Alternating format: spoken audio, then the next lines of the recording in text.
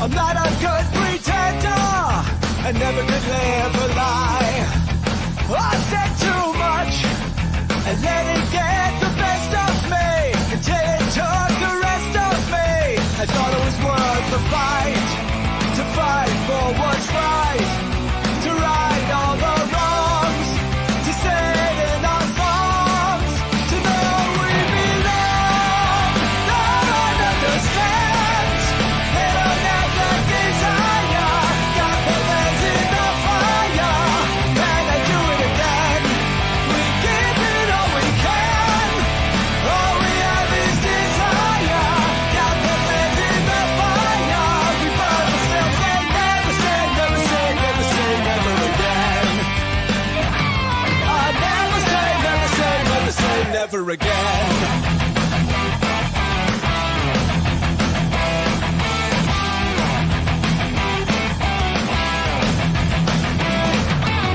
I learned more from one enemy than from 1,000 friends. That heaven takes care of the fools and scoundrels in the end. You learn more from one lie than from 1,000 Greetings, truths. space travelers. Welcome home. You've just tuned your dial to Spaced Out Radio, the only place where you can own the night. I'm your host, Mr. Rob G. And tonight we're broadcasting to you on our terrestrial affiliates across North America and digitally on TalkStream Live, KPNL, and Odyssey Radio. Remember, you can access our archives for free at youtube.com/Spaced Out Radio. And while you're there, please consider tapping that little subscribe button. Our website is spacedoutradio.com, where the options are endless. You can stay up to date with the SOR Newswire. You can get some official Spaced Out swag, plus rock out to some Bumblefoot, and so much more. Welcome, guys. It is Sunday. It is fun day. It is hype. That intro song, man, the new intro song kind of gets your blood going, man. I love it. So, with that being said, we're going to have a fantastic night tonight. It's a night of Robs. We got Cryptid Huntress just interviewed a guy named Rob. Then tonight we have our guest, Bigfoot Michigan Rob. And then, of course, me, your host, Mr. Rob G. So it's Robs all over the place tonight. It's a Rob Sunday. Feeling really good about it. Should be an awesome conversation, guys. Hopefully you guys are ready for this work week. Like I said, we're going to put positive energy out there for everybody to have a fantastic week. I know that you will. And we'll be right back here doing the same thing next weekend. You know how we do it. Okay, so let's go ahead and jump in the Chizat and see who and that's chat, by the way. Let's jump in the chat and see who takes home the medal positions tonight. Let's go back up in here and see what we got. Moving back, looks like we have Eternity Eternal taking home the gold, saying hi, Rob G. Hey, Eternity Eternal, thank you so much for coming in. We got Race Fan. Of course, we got Race Fan. You know, we got Race Fan coming in with the bronze. Said 2 Robs in the house tonight. That's right. 2 Robs in the house tonight. A meeting of the Robs. We'll just call it that. Or R&R, double R, the double R. We got Tamart Man saying, howdy, Rob and Rob. Howdy, right back to you, Tamart Man. Thanks for coming on in. Wildberry Candy Co. saying, good evening, loves. Good evening, Wildberry Candy Co. Thanks for coming on in. Wow, okay, awesome stuff. We got coming up on April 18th, Coast to Coast AM host George Knapp, birthday, 71 years old. Salute. Shout out to George Knapp doing your thing out there for ufology, moving the needle. We appreciate you. Thanks for bringing the drop of knowledge on us, Roger Murray, like you do all the time. Who else do we have here? We got Carl Bittner saying, hey, howdy to the two Robs tonight and all of you Spacey After Hours Spaced Out peeps. Hey, Carl Bittner, right back at you there. Let's go down the list here.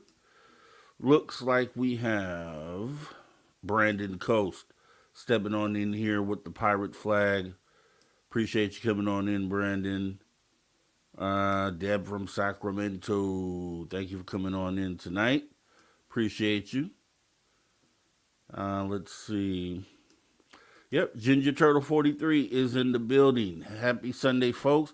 Hope y'all are keeping positive. Effing hard these days, but we all need to keep it up. I agree with you. Thank you for coming on in, Ginger Turtle 43. Who else do we have in here tonight? We got River Morris. Okay, River Morris. Cooey from us, Yowie Mob Down Under. Okay, I like that. Appreciate you coming on in, River Morris. This is your first time here. We do the After Hours Saturday and Sunday night, 8 p.m. Pacific until 11. And Sunday, if you just came from the Cryptid Huntress, if not, she runs from 7 to 8 p.m. every Sunday. Dave Scott conducts a Woo Train Monday through Friday, 9 p.m. Pacific until midnight. So 7 days a week, something's going on right here at Spaced Out Radio. We would appreciate if you hit that subscribe and notification bell so we could have you back. And yeah, thanks for coming on in tonight. Let's see, who else do we have? Okay, Audacious Amber saying woo-hoo. Thank you for coming on in. Audacious Amber, appreciate you. Michael Dyer saying, hey now. Hey, Michael, thanks for coming on in. I appreciate you showing up. Let's see, who else do we have here? War Criminal 7 saying, hey, y'all. Hey, War Criminal 7. Thanks for coming in. Cosmic Joe Chronicles saying, good evening, Rob G. Good evening, right back to you, Cosmic Joe. Let's see. Corey, you the man, Mr. Rob G, light and love to all. Same back to you. That's a good message to kick off on a Sunday. Light and love to all, right? Positive energies out there to the universe. They always seem to come back to you. Who else do we got here? Okay, Brown Dwarf has stepped in the building. Brown Dwarf, thanks for coming on in tonight. Let's see. John Lamb saying, evening, folks. Thanks for coming on in, John. As we move down the list. Daniela. For all you interested in Bigfoot, check out the guy that caught Bigfoot on his sunglasses. He didn't see it in front of him, but heard noises, sensed something around him. All right, Daniela, thank you for coming on in. We appreciate you showing on up. Let's see, who else do we got here? Melvin from Mars. Nice. Okay. Oh, it's Rayford.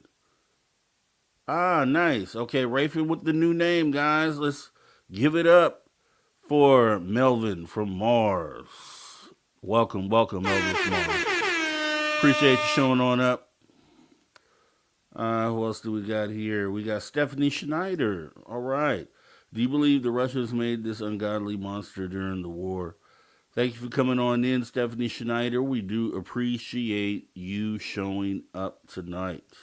And it seems like you may be new as well, so if you are, welcome. Phyllis Mouchette Perry saying hi, everyone. Hi, Phyllis. Thank you so much for coming on in tonight. We got Smedley Do Right. Thank you so much for coming on in, saying hello, Rob. Hello, right back to you. Thanks for showing up. Let's see, who else do we got here? Moving down the list. Let's see.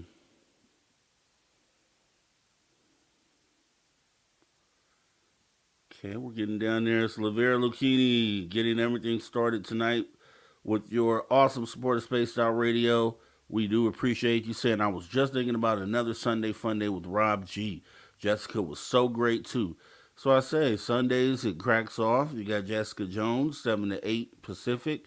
Then boom, right on over here, 8 to 11. Then boom, get ready for your work week.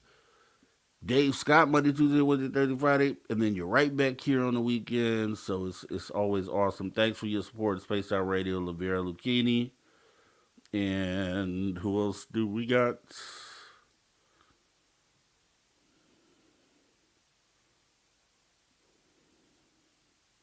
I am moving down the list. We are getting down the list. Dragonfly, thank you for showing up tonight. Evening Robin SOR chat. We appreciate you showing up here. All right, Deb from Sacramento says, "Hey, Laveres, I see you're 10 and raise you 10. Blah, ha, ha, ha, ha. Thank you for your support, Deb from Sacramento. We got Aloha Dave 13 saying, Buenas noches de Mexico. Good evening from Mexico. Thanks for keeping us bilingual, Aloha Dave. We need a little bit of that out here right now. See who we got here. Moving down the list. We are almost to the bottom. We got Little Camp 5-1 step in the building. Spring footballs in full force. Battlehawks just won back-to-back games. Okay. Nice. Little Camp 5-1. Let's see. Bim Jim. Thank you for coming on in, Jim. Thanks for showing up. I like Deb from Sack's idea. Please abduct that like button, please. We would appreciate it. Going down the list. Sweet P 1776 saying here. Thank you so much for coming on in, Sweet P. We do appreciate you showing up here at the After Hours tonight. And I think we're current. We are current. Awesome, awesome. So, I appreciate everybody coming on in this fantastic Sunday night in the After Hours, just rocking with us once again as we go ahead and get it in, get the good interview in. I'm going to have a great time tonight. We have a guest, Bigfoot Michigan Rob, who I actually am just meeting. So, this is our first time interviewing together. It should be fun. Get to know each other a little bit here. I know he is a fan favorite with you guys out there. So it should be a fun time tonight. And then in hour 3, maybe we'll have a Travis Moose through sighting. Well, I guess we'll see what happens. Jessica S., thank you so much for coming on in. Saying welcome, Mr. Bigfoot Michigan Rob. Hi, Mr. Rob G. All right. Do appreciate you. Thanks for coming in. All right. So let's get this party started, right? Without further delay, let's go ahead and bring in our guest of the night, Mr. Bigfoot Michigan Rob. How are you, sir? I'm fantastic, Rob. How are you, man? I'm doing great. Like I said earlier, it's fantastic meeting you for the first time. I see you in the chat all the time. I've seen your YouTube channel, and it's just awesome that finally get to talk to you tonight. Yeah, it's awesome. It's a pleasure to be on late night on Sunday. For me, it's 11 o'clock, but that's okay. 11:15, and yeah, I'm excited to come on for the first time to meet you. Should be a lot of fun. Definitely. So let's get this thing kicked off. Just like with any interview, I this first time talking, I definitely want to get to know who you are, kind of how you got into this, maybe even your first experience, paranormal, Bigfoot, ET. So kind of start us from the beginning and what led you to where you're at today, if you wouldn't mind. No, not a problem. I can do that. Of course, Bigfoot Michigan Rob. That wasn't my birth name, by the way. It's kind of it's actually funny how I even came up with Bigfoot Michigan Rob. And I'll tell you that right now. Then I'll backdate a little bit. I in 2018 had a Bigfoot encounter, which was crazy scary, and it sent me down this crazy path. So I had made a video. So I suffered from some PTSD, and I was dark. I went to a dark spot, and I was lost. And so it was suggested, hey, man, just go on YouTube and make a video. And I'm like, well, I don't use YouTube. I don't have a handle. I don't go in chat rooms. I did not even know that there were chat rooms on YouTube. I use YouTube just to watch music videos, and that's honestly. Yeah. I didn't go on YouTube to look how to fix a flat. I didn't, how to bake a cake.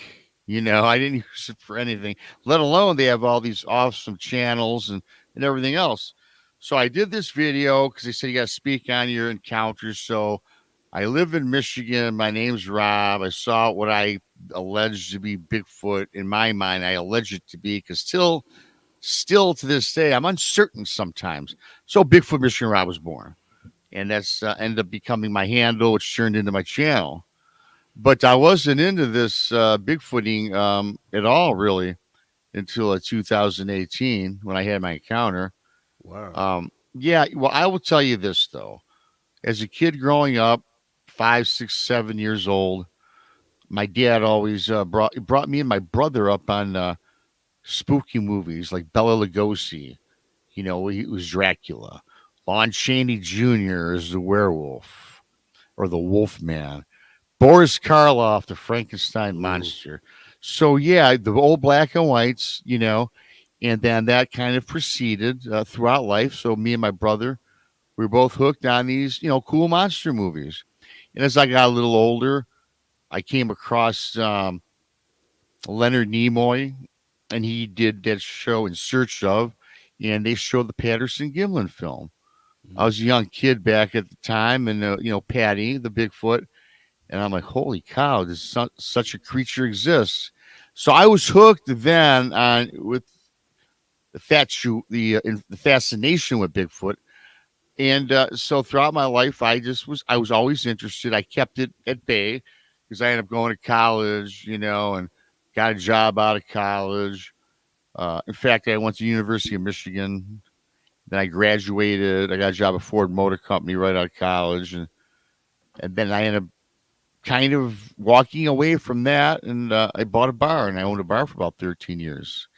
Now, throughout my life, though, growing up, I saw a UFO at about 7. I saw a ghost at about 8.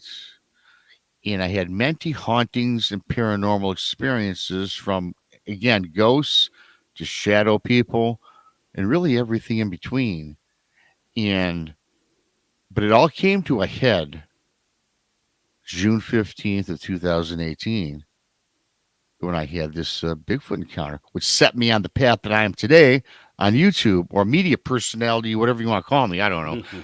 I mean, I'm not a researcher. Okay, I will say that. I talk to many researchers. I have many people on my show that have experienced UFOs, Bigfoot, and everything else. But when I go out in the woods today, I'm more aware of my surroundings, and I look for evidence or Bigfoot, but it's not my thing. I bring my cell phone if I go in the woods today. So I'm not, really a researcher, but very open-minded and inquisitive. So getting on to my encounter with the Bigfoot was, again, June 15th, 2018, and I'm dating this girl, Cindy, at the time. We were dating for a couple of years, and I told her, hey, listen, we're going to Cadillac, Michigan. I rented a cottage or a cabin, and I rented a little skiff fishing boat. And I said, look, I know you're not an outdoors type of girl. I'm an outdoors type of guy. So come on, meet me halfway. At least let's do this. And then I had conned her into, which is not really a con, it was true. Cadillac is a nice place to visit. A lot of small shops, antique shops, restaurants, bars, whatever, so something a girl would like. So she reluctantly says, okay, fine. Sounds like fun. So we get on the lake. It was the middle of the week, right? I forget what day, Tuesday, Wednesday, something like that. So about 9 o'clock in the morning, we get on the lake, Lake Cadillac. Now, Lake Cadillac is a big lake. If you guys look down Google Earth, you'll see it's in the northwestern part of Michigan. It's not in the Upper Peninsula, but it's 150 miles south to the west off of, again, Lake Michigan. But this is Lake Cadillac, a big inland lake. Mm-hmm. Surrounding Lake Cadillac, I mean, you've got a lot of beautiful homes, small industries, small mom and pop shops. And it's just a beautiful place really to live, to be honest with you. And the lake in Cadillac, Michigan is nestled in the Manistee National Forest. Now, the Manistee National Forest, as I always tell people, kind of jokingly, but in fact, it's true. If you look at the state of Michigan, I say we have the east and the west coast because you have Lake Michigan to the west, Lake Huron to the east, right? Although it's in the Great Lakes, they were they were called inland seas many years ago. So Manistee National Forest encompasses the west side to the east side of the state. It's the biggest national forest we have. And again, in Cadillac, it's nestled in the Manistee National Forest. So to give you an idea, to paint the picture a little bit. And so we're out fishing about an hour. We're not getting anything. Not a nibble, no bites. And I can tell that Cindy is kind of getting bored already. She goes, "Thanks, Rob. When's lunch?" Type of thing. And so I'm kind of frustrated myself. I mean, I'm trying to impress her with how cool fishing is. But let's face it, when you're not catching nothing, it's boring. Right. So we start exploring. And we come across a canal that connects to another very big lake, almost as big as Lake Cadillac. In fact, it could be bigger, but it's called Lake Mitchell. Now, Lake Mitchell, again, expansive, but didn't have quite the buildup of homes and small businesses around it like Lake Cadillac. So it was really more picturesque if you're just looking for the forest. Mostly forest surrounded all the shoreline. And yes, some houses were sporadically about, okay? And maybe a couple small stores, maybe a bait shop. So beautiful scenery, beautiful day. And in fact, I always tell people that, and there's a reason behind me telling it this way, beautiful blue sky, the sun, orange, ripping orange. The greens of the forest were predominant this day, and we now are drifting about 90 feet from shore, and I go about I don't know 8 miles, maybe not 8 miles, 4 miles or so on the lake. Again, it's a big lake to the northwest corner to this cove, which they call Mitchell Bay or Mitchell Cove, and we're drifting. So now I said, "Cindy, okay, we're done tooling around. I'm going to try to catch some fish." So I go about taking our rod and reel, our gear, and I'm now setting it up. Okay. I'm redoing everything from the previous unsuccessful fishing attempt. She said, "Okay, fine." So we're drifting, and she's standing on the skiff looking toward the shoreline. And as I start to get the gear processed or put together, she says to me, "Hey, Rob, someone's throwing rocks at the boat." And I look up, I look to the shoreline. I don't see anything. I said, "Hey, honey, it's probably some fish jumping around. There's nobody there." She goes, "Yeah, okay, kind of like whatever, right?" I go back, I look down, I proceed to putting the tackle together. Cindy, a little more emphatically, "Rob, someone's throwing rocks at the boat." I'm a little perturbed. I look up at her. I look to the shoreline. There's nothing there. I said, "Cindy, look, stop with this rocks being thrown at the boat. Let me get the tackle, the rod and reel situated. I'll join you, and together we can go look at the shoreline." Okay, fine. So, again, my head down, working on my gear. And for whatever the reason, Rob, I look up in the beautiful blue sky, and there is an object falling from the sky. I can't quite make it out, but it ends up being a rock about the size of a baseball. Falls about 4 feet in front of the boat. I go to my right to apologize to Cindy because now I know she wasn't making it up or seeing things. It was a rock. Again, I go to apologize. I look at her. She's standing there on the skiff. Again, this is June 15th. It's ready to start a summer, but Cindy was a sun goddess, so she already had a ripping tan going. And from head to toe, Rob, she was pale white. And I can tell she's asphyxiated looking at this shoreline. And I know she's looking at something. So I look to the shoreline, man. And I see standing there. And again, we're 90 feet from shore, everybody. Standing there, had to be about 9 foot tall, is this huge humanoid looking creature, head to toe covered in reddish brown hair. Standing there. Humongous. Had to have been 4 foot wide. Jesus. And it looked like a human, but an odd looking human. It looked like a human being that had Down syndrome, or it was deformed. The face was gray, wrinkled, kind of crusty looking. It had offset eyes, drooping. One was higher than the other. Opaque eyes.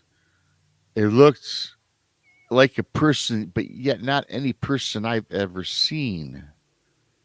Beautiful flowing reddish brown hair, though. I mean, that coat was something else. I'd have that hanging as a rug in my basement somewhere. So I'm fixated at this creature, right? So, as I said, his arms are on his side. You had a question? No, I was gonna say, and you're not, because this is your first sighting, so it's not clear. It's not Bigfoot is not anywhere in your mind at this time. Bigfoot is not, and I'll get out to that a little later. Bigfoot is the furthest thing from my mind. I never looked for it, researched it again prior till this day, right?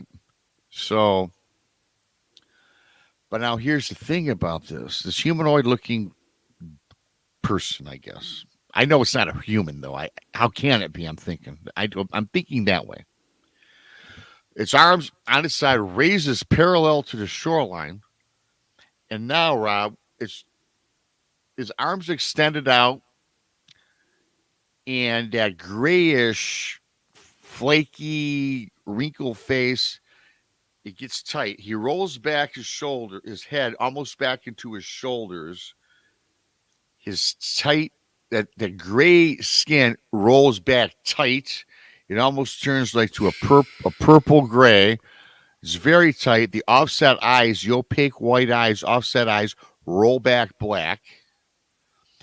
The jaw, the mouth, he drops his jaw. It's a distended jaw, about 6 inches from his mouth. Wow. It widens. You could fit a bowling ball in this mouth. It shows 4 teeth when I saw it. 2 dog-like teeth up top, but much bigger than a dog, and 2 like incisors on the bottom. Now, here's the thing.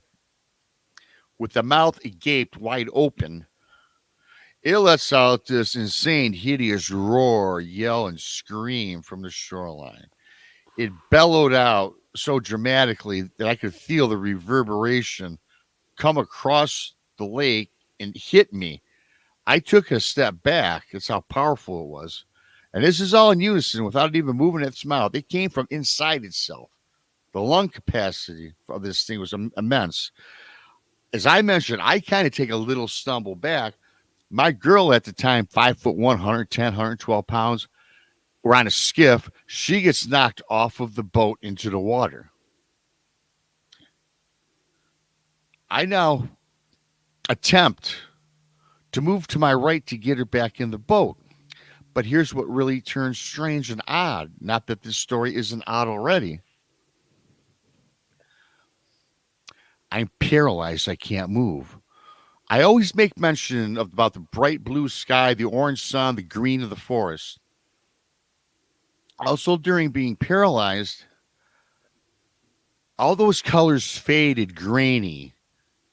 It felt like time stood still, like I was seeing in black and white.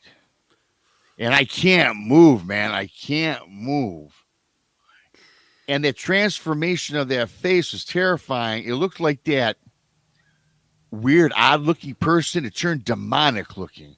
So when I always say my Bigfoot encounter, and yeah, I guess it kind of looked like a Bigfoot, but when it metamorphosized, it was something that from the gates of hell, man. So anyways, this is all going through my mind. I can't process information. I can't move. I'm paralyzed. I'm seeing in black and white, and I'm shaking my head. Rob, get out of it. Get out of it. Snap out of it. I did.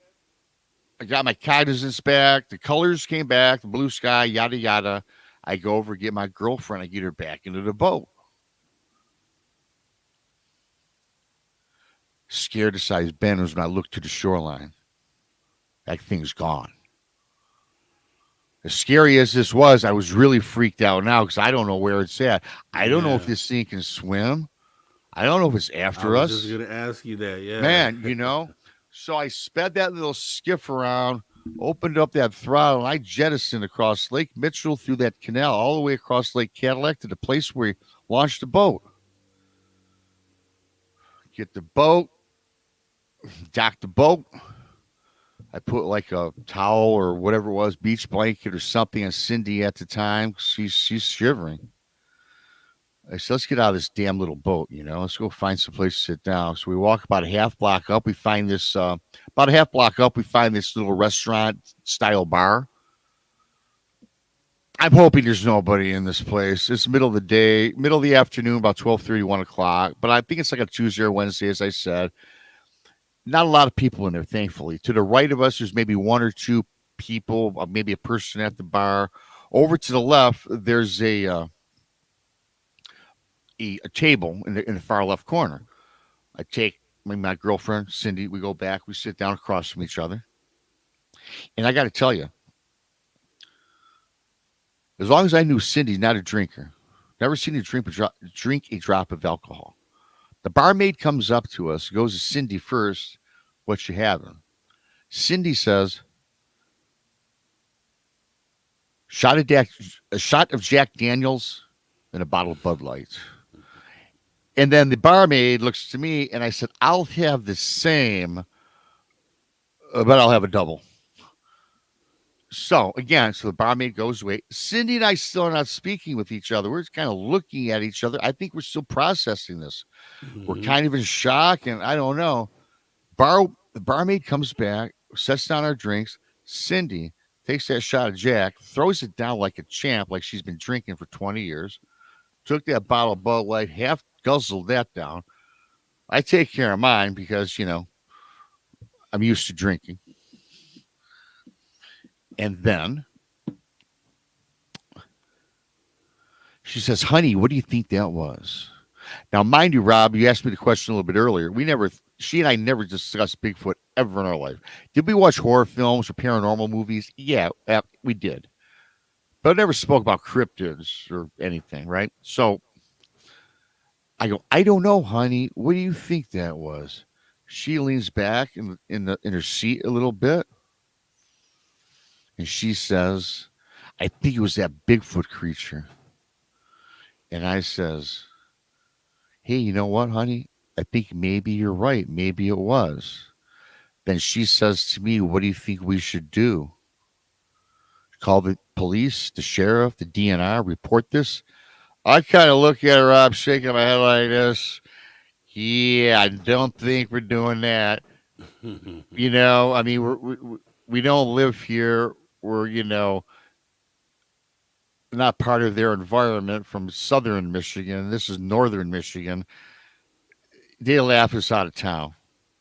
Yeah, I guess you're right, she says. So we get, it wrecked the weekend, Rob. We couldn't even stick around, go shopping, or do anything else because we were just still processing this. This should not happen to anybody. What we saw is something that you would probably see in the movies, right? So we pack up the truck, we head home, get home. Then we immersed ourselves in Bigfoot, demons. We're looking on YouTube now, going on the internet. Can't really find anything that satisfied us. I mean, there was so much stuff on the internet and the YouTube that some of it I didn't believe, some I did. It took me forever to find some people that I finally trusted, which led me kind of down the road into podcasting, later on, a couple of years later. But it was just very difficult. And we felt, alone, really, where should we go with this?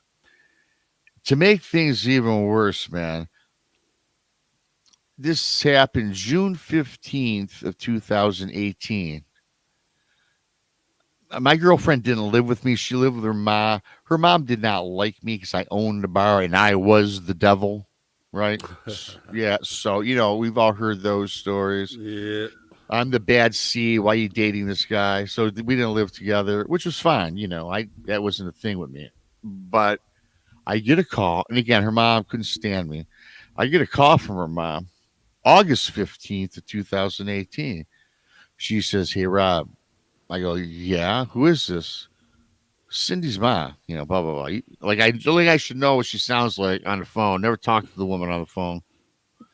Cindy passed away. Wow. I go, "What? What do you mean she passed away?"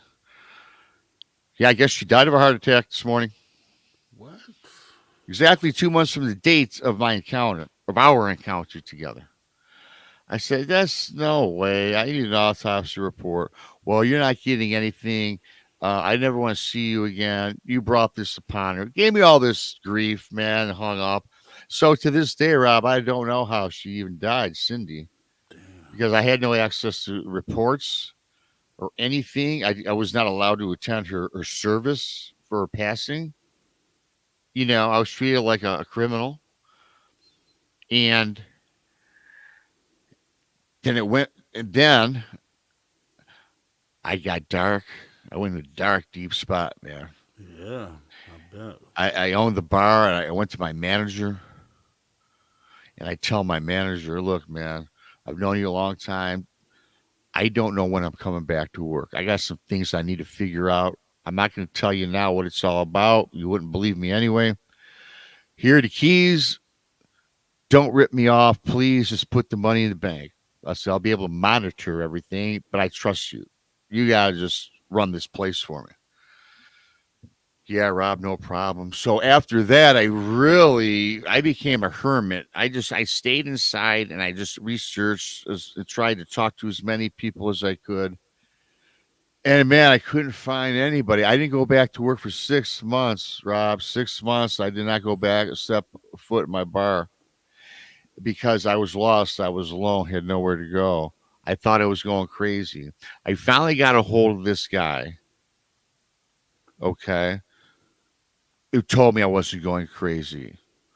His name was Kerry Arnold from Bigfoot Odyssey. He's now since passed away, by the way. And I heard his story. He told me that, "Rob, you're not going crazy, man. I believe you." He set me on a path, and I've got in touch with some other good people, which finally I slowly got out of it. And I went back to the bar. I owned the bar for a couple more years. I ended up selling the bar in 2020. Thanksgiving of 2020, I sold my bar, pre-COVID, by the way. And yeah, so ever since then, so a couple of years, I really didn't do nothing. And then that's how the channel was born. That's how my book I wrote was born, because what I do today, I love doing the podcasting gig. I love my guests. I love the audience. I love the people in chat and all that good stuff. But for me personally, it's therapeutic, because I was lost and alone for so long that I had to find something to do to occupy this and to hopefully help others.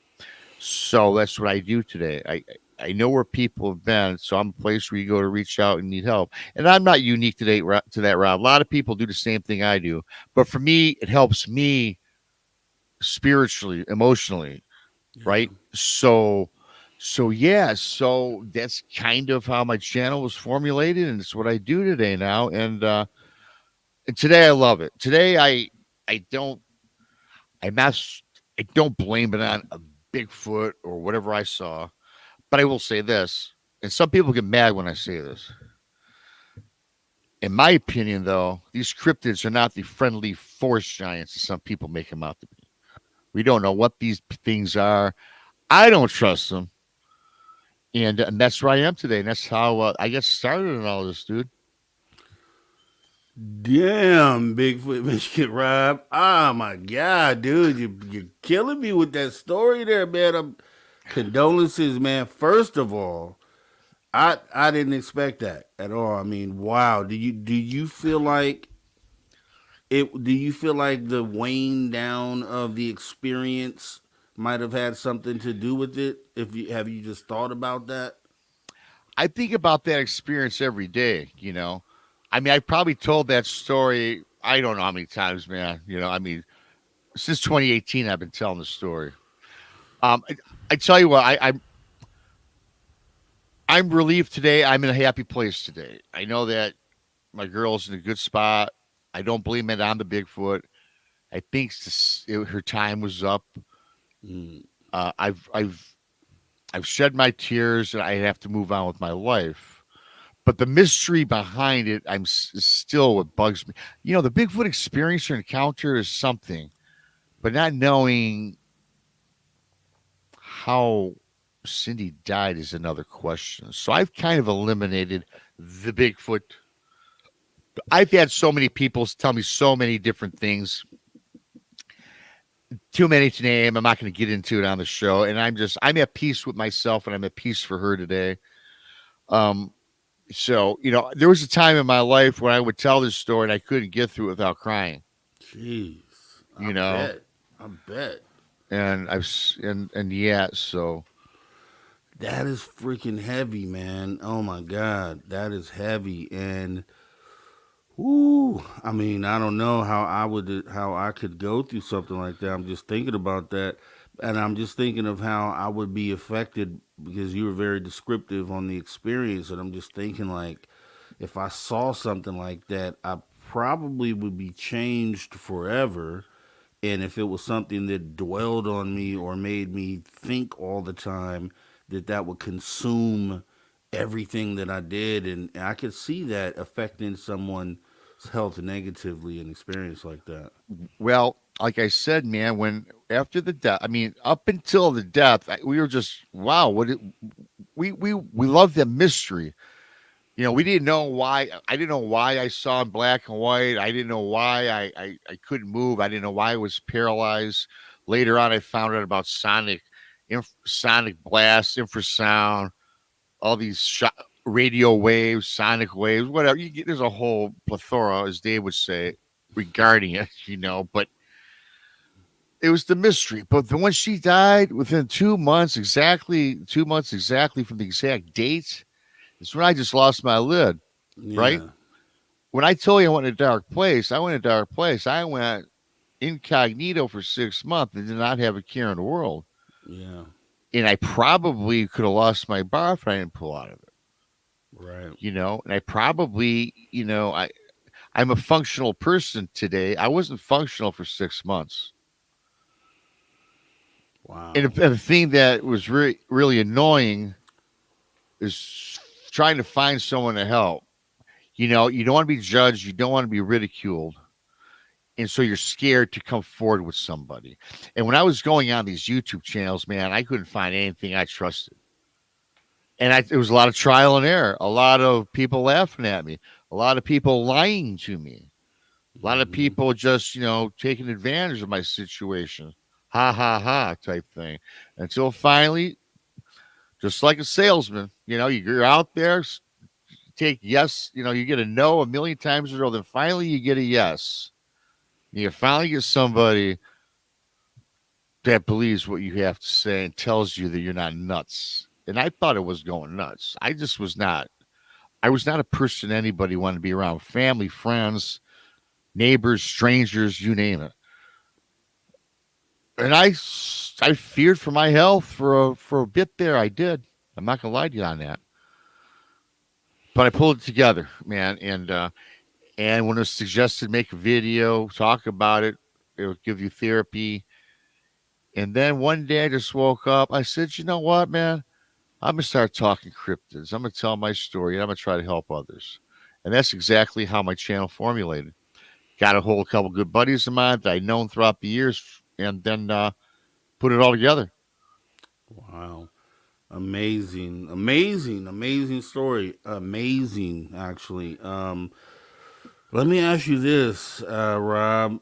Um, you made a statement that there's a lot of people in this field, in the Bigfoot field, which I can attest to because I've interviewed others, and they feel like the Bigfoot are friends and very friendly.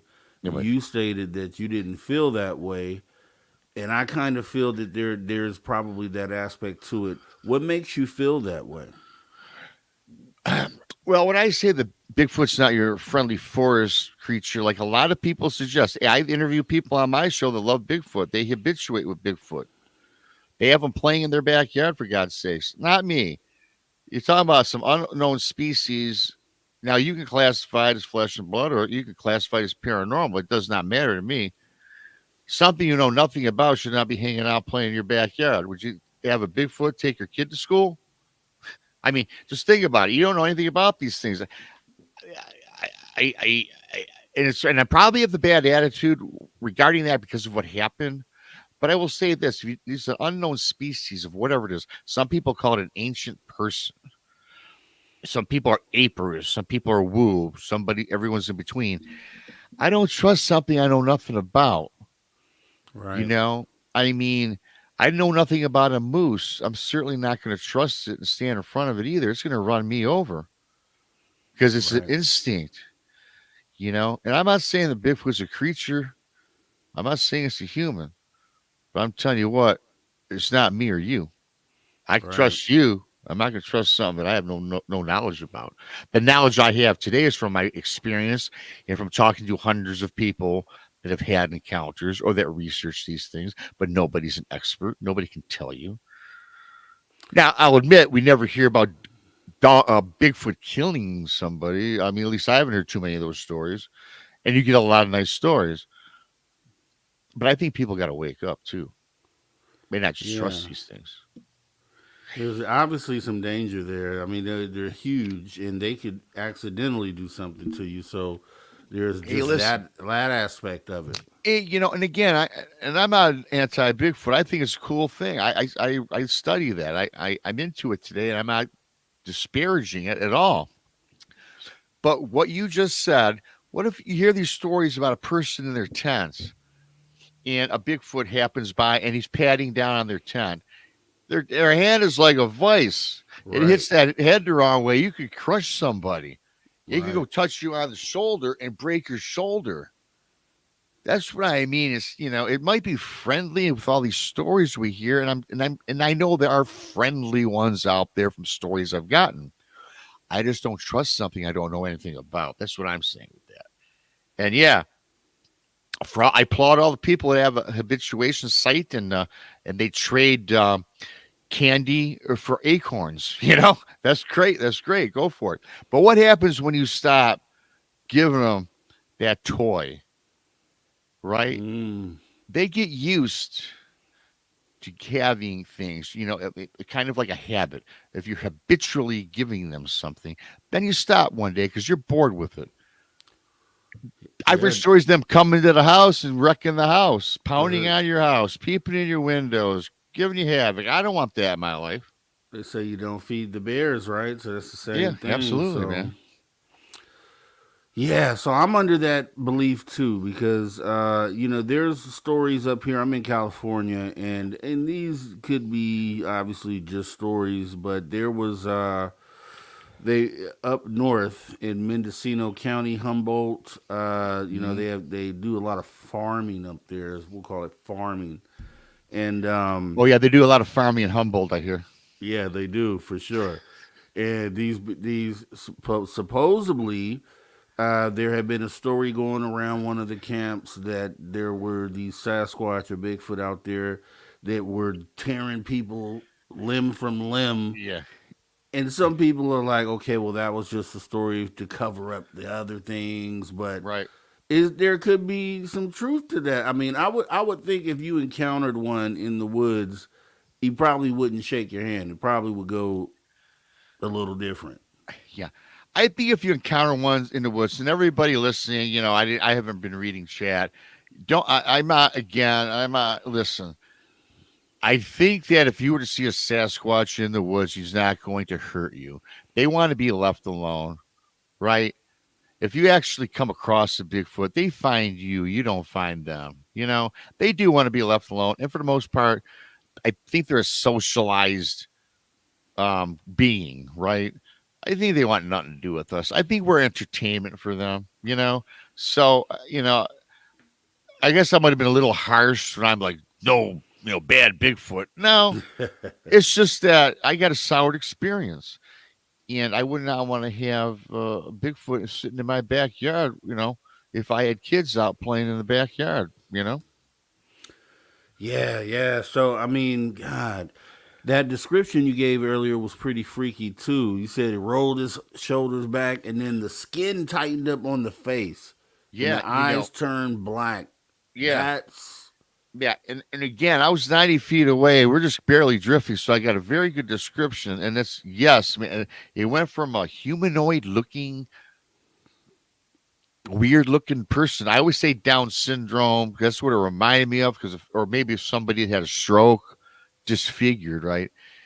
And human like. Really, it really was like this an unfortunate human being, I guess. And then, but boy, when it rolled that skin got taut, the eyes turned black, it roared, dropped that jaw, looked like nothing like a human being, looked like a demon, looked like something straight from the gates of hell, something in a Marvel comic book, something you see on a horror night, fright night. And so that's the image I have. I have the image of something that was kind of hanging out, kind of dumbfounded, then turned into something ferocious. I will tell you this, Rob. If I was at 90 feet in the water and I was on land, I probably wouldn't be telling this story today. yeah. I bet. That's why I said I wouldn't have came close to land. I probably wouldn't have docked until the police got there or some sort of army force or something. But with that being said, so you were obviously that's a traumatic experience that you are describing. But since then, had you come across any other Sasquatch or any other sightings? Me, that's the only cryptid sighting that I've had. Have I been in the forest or the woods since 2018? Yes. Yeah. Have I seen anything? No. Because today, now, as I said, I'm not a researcher, but now, though, if I go with my brother hunting or something, because I got him trained on what to look for, because he's been in the woods 25 years, never seen such a thing. But now it's funny because now he looks for the broken tree limbs, he looks for prints, and I've been with him, and I've come up empty. I have not come across anything, and so no, and I'm not looking for it. I'm out in the woods like your average researcher, but to this point in my life, no, it's the only one time. Wow, wow, that's pretty awesome. And it's kind of you brought that up because yeah, a lot of people I hear that have sightings have like multitude of sightings, but to have one sighting and then maybe another one or a couple, unless you have some sort of relationship with these things, I Well, think that just like you said, if they don't want to be seen, they won't be seen. I So I can, I would imagine you wouldn't have very many. You yeah, know what I mean? but I can tell you this, so I can reflect on something. What's great about having this encounter, and when I say great, and it's not because of what happened. I mean, I'm past that today. There was a time I reflected back on my life from childhood now. Well, first of all, I've had many paranormal accounts and ghost sightings in my entire life. That happens with me all the time. Okay. But reflecting back on the Sasquatch, I was 5 or 6 years old, my brother, maybe 7 or 8, and we were in a cabin. My mom and dad, it was the Upper Peninsula. And our room had a big bay window in it. And the moon was always reflective in the bay window. And every time we went up there for 2 or 3 years in a row until my mom and dad kind of decided to do something else for a little vacation. If we spent 5 days a week there, maybe we spent like 5 days at a time. So it seemed like every other day for like 3 years, my brother and I would hear crackling of something walking outside the window. In the window, which illuminated the bedroom, the moon would always illuminate inside our bedroom of this cabin in the Upper Peninsula. And sure enough, a lot of times at night, something would darken. Something was so big that it covered up the moon and darkened our bedroom for a few seconds. Whoa. And it would kind of like walk past, and it walked on two legs. The very first time I saw it, I jumped out of my bed. And I asked my dad, "Are you pulling a trick on me and Dave, my brother?" And my dad was sleeping. So, and you'd had to be pretty big, a big person. My dad was not that big in stature. He's 5'8", 180 pounds probably. I don't know. So this was something big enough to blacken this big bay window in the bedroom, but it covered the moon. But I never thought of that much as a kid. Me and my brother weren't scared. Again, we're not thinking Bigfoot or any monster. We just thought it was kind of creepy. So you asked me if I'd had an encounter before. If I reflect back to that day as a kid, because after my encounter, I thought about a lot of incidents in my life that I never thought much about until this encounter, right? So today I think to myself, Rob, maybe that was a Sasquatch, because Sasquatch or Bigfoot, if you will, are prevalent in the Upper Peninsula. Right. You know, so maybe that was a Sasquatch encounter that I was unaware of. Just like many people that hunt in the forest have probably walked past a Bigfoot, never seen it. Yeah. Now that You're I not think about looking it. for it. You know what I mean? Exactly. Exactly. Well, I know you've had other encounters as well. So, I mean, we can get into. And let me ask you this, because this is a question. Do you feel like these Bigfoot, or if you had to guess, I know you only had the one sighting, but Yeah. overall, from people you've talked to on your own show, do you think these things are physically here, like full time, or do you think they step in and out from other dimensions, or how do you view that? I view it as interdimensional and paranormal. I think that there's a physical aspect to them. I think that, I mean, let's face it, if you hear something with that heavy footfall crunching up the ground beneath you, that's something physical, I would think.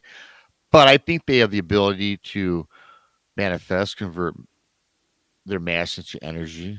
I think that they can walk to and from portals, different dimensions.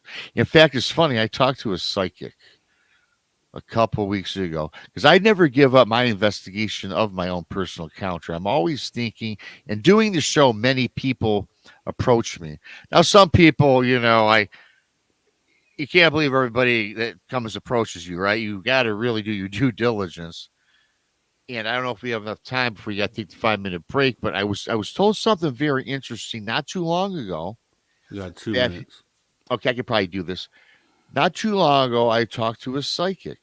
Okay, and they said about my encounter. First, they told me Robert wasn't a demon and Robert did not hurt you or try to hurt you, or it had nothing to do with Cindy's death. I'm like, okay, well, tell me more. This person, this psychic, told me that in the Upper Peninsula, about 100 miles north of there, there's a lot of copper and iron ore mines in the Upper Peninsula.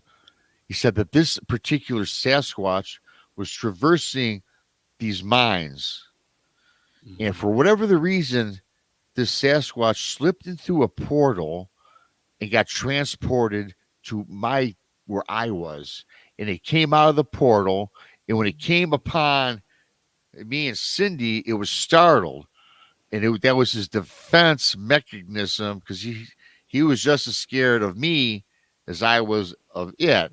And that was its way of showing aggression towards stay away from me. Now, that's what I was told. I don't know that I believe that or not, Rob, but I've had people tell me similar things.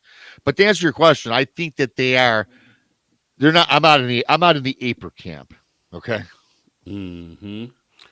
Let me ask you this. I guess right before break, maybe you can answer it after break or before or after. But how do you think the Bigfoot and Dogman, right? So, though Dogman are sometimes seen in the wilderness as well, from what I hear. And do you think these things ever cross paths at any time, Bigfoot and Dogman? I'm sure they probably have to. My opinion or my guess, I'm sure they have. Um, I think from what I've been told, again, what I've been told, you can only go on what people tell you or think. Since I've never Hmm. experienced that, they probably keep their distance. I've heard stories from First Nations peoples that say the dog man of all things is a protector of their land. You'll talk to a different tribe and they say that Bigfoot is the protector of their land, and some say that the dog man keeps out evil spirits. Now, for me, when it comes to the dog man, I think the dog man is something more evil and sinister. I don't think that Bigfoot's evil or sinister. I think with Bigfoot, you have your good and your bad, just like human beings. But every time I talk to somebody about a dog man, there's nothing ever positive about it. It's always trying to scare you and creep you out, get into your dreams, get into your mind, right? So I think that's something I wouldn't want to see. Man, okay. With that being said, we're going to go ahead and put a pin in that right there. Pause for the cause. Get ready to go into our break, and we'll be back with hour number 2 right here on Spaced Out Radio After Hours. You guys kick back. We'll be right back. All right. Well, we got 5 minutes. Yep, 5 minutes. All right, cool. I got it.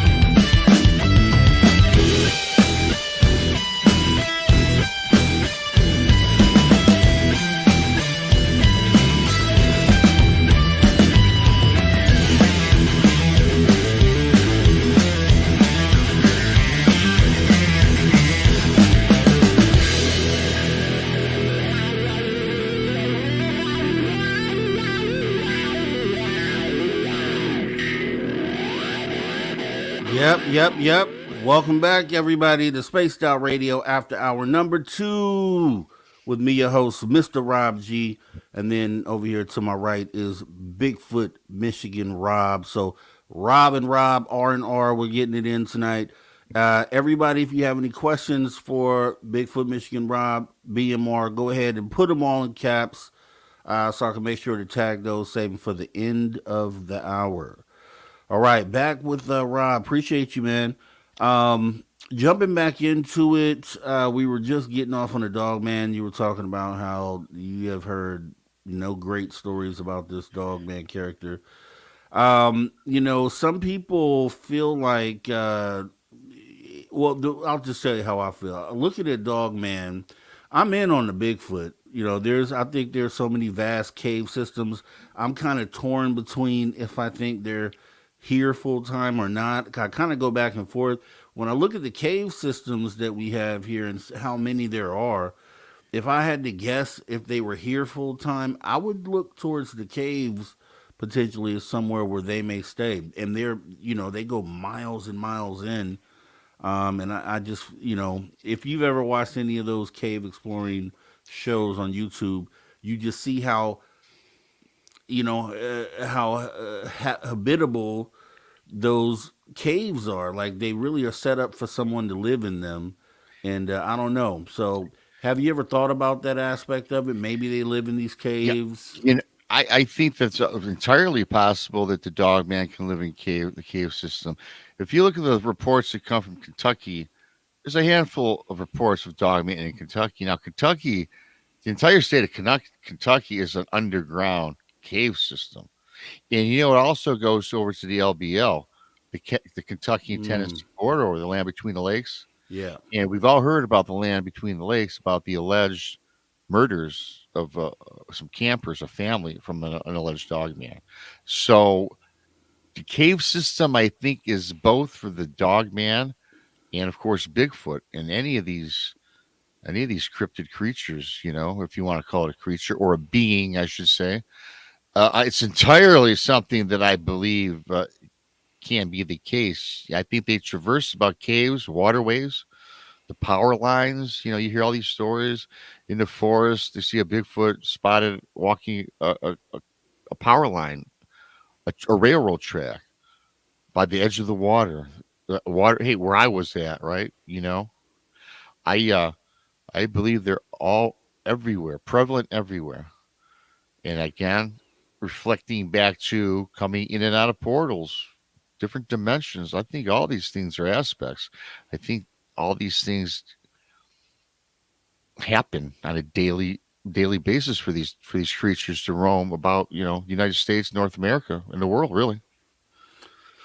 Yeah, when you look at it, like I said, I looked at these cave systems because I was talking about these would be natural bunkers for humans, obviously.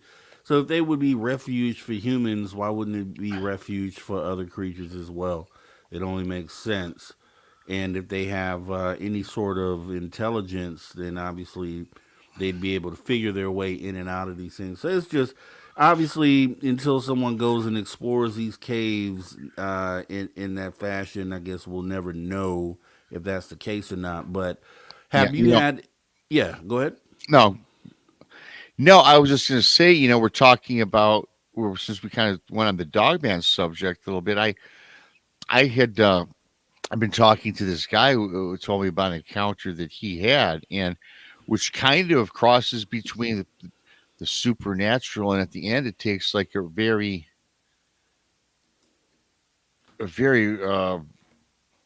weird turn, I should say, at the end of the story this guy was telling me, and it kind of gives you my feelings on the Dogman and all these encounters that I've heard about. I mean, I could tell you about that unless you had a question prior. No, go ahead. Definitely, I'm going to get a special guest in here. So I was talking to this guy. I got this email from this guy I was in a conversation with. This is last year, and this is one of my favorite stories. And when I say story, I mean witness, an encounter. It was about this preacher man. Okay, he was in Mississippi. He was in a part of Mississippi that was in the lower income part, poverty stricken part of Mississippi. And this preacher man was a transient. He went from southern town to southern town, um, with a following, and it would preach his sermons. And so he got to Mississippi, and set up shop, to do his work, to do his preaching. And his first day, on the job, so to speak, during his sermon, a young couple came up to him and they asked the preacher man to come to their home and bless their home. So the preacher man said, "Well, tell me more. Why do you need my blessings, or why do you need me to go to your house?" And they had said to this man, this preacher, that they've been having these terrible nightmares. That every night a huge dog would come to their window, but a white dog that resembled a wolf, but was white with red eyes, and it telepathically, Rob, communicated very grotesque figures and put these things in their minds at night. Very horrific. Well, the preacher man turned a cold shoulder and said, "You don't need me. You need a psychiatrist." Now, this is what a preacher tells a young couple, right? Mm-hmm. That's not, anyways, that's not what their job is. Whether you Right. or not, you don't dispose of them so freely. So the preacher man continues about his sermons, and each and every Sunday, this young couple would be outside waiting for him to leave. Again, "Please, Mr. Preacher Man, please, please come to our home." Now, this couple starts looking a little more haggard. They look like they haven't eaten days, slept in days. They start getting really rough looking about this dog man like creature tormenting them every night. Again, preacher man says, Have you seen the local doctor or psychiatrist?" Well, first of all, this is a poverty stricken part of Mississippi. I doubt there's a psychiatrist there. Maybe a psychologist and maybe a doctor, I would imagine, certainly. But again, blew this couple off. One day prior to the sermon, there's a big aggregate of people. There's a big aggregate of people in front of the church where he was preaching, and they came to the preacher man and said, "How come you were turning away the young couple when they came to you with the nightmares about this creature, this dog coming to their window?" He says, "Well, I gave them what I thought they should do, to seek help that I can't help them with." Well, then he was told that that young man murdered his wife, and then he turned his weapon on himself and shot himself in the head. Wow. Preacher man drops to his knees crying, "Where did I go wrong?" He's, questioning himself. So they had like a town hall meeting where for a lot of the people in this community got together. They wanted answers from this preacher. They wanted to hang him out to dry. Wanted him to hang out to dry, but get this, Rob, which really makes this very interesting about the subject matter. They gave him several questions. What questions they asked, you can only imagine. And then he started weeping, and then he's on his knees praying to God. Then somebody came up to him, put their hand on his shoulder, and told him, "Stand up, Mr. Preacher." So it's the sheriff of this local town. And he says, "I've been having those same nightmares too about this dog-like creature." Another person in the congregation came forward and said, "We've been having these same nightmares, these visions of this dog man." A handful of people. Preacher man, "Why didn't you warn me of this? Why did you not tell me about this activity? Maybe today could have helped that couple." It sounds like a strange Stephen King novel, doesn't it? How this town kept all this paranormal activity with this dog-like creature invading all their dreams throughout the night. Not just this young couple that are no longer with us, but half of the dozen people in town. So the preacher man says, "Well, enough's enough. I certainly am not welcome here. I'm certainly don't want to be a part of this community." So he gets ready to leave. The morning he's ready to leave and take off against wherever he planned on going, who knows? There's something on his front porch. There's a basket. There's a blanket covering this basket. He looks at the basket and he sees the blanket kind of moving around, right? Reaches down, reluctantly pulls the blanket back, and there sitting in the basket is a white German Shepherd pup. He picks up the pup, puts it in his vehicle, drops it off at the sheriff's office, and left town.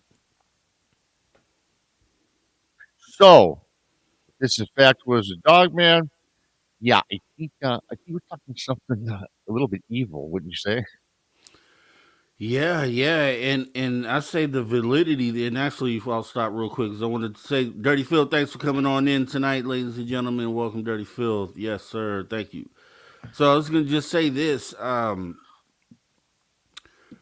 I used to look at, because this obviously it's an onion and we're peeling all the layers back. With the more that we find out and discovered, it gets deeper. It starts with ETs, it branches into Bigfoot, and then into all these other cryptids along as just an onion, peeling. Now I was at the when I was introduced to the dog man originally, I was like, wow, that sounds kind of wild, like really like a dog standing upright, and it just was wild to me. Then you had George Knapp write the book with the, I think, Skinwalkers book with Colin Kelleher, and they mentioned in the book, a wolf like creature that was wearing a trench coat and smoking a cigarette. And I always used to, when they came out with that, I always thought about how wild that sounded.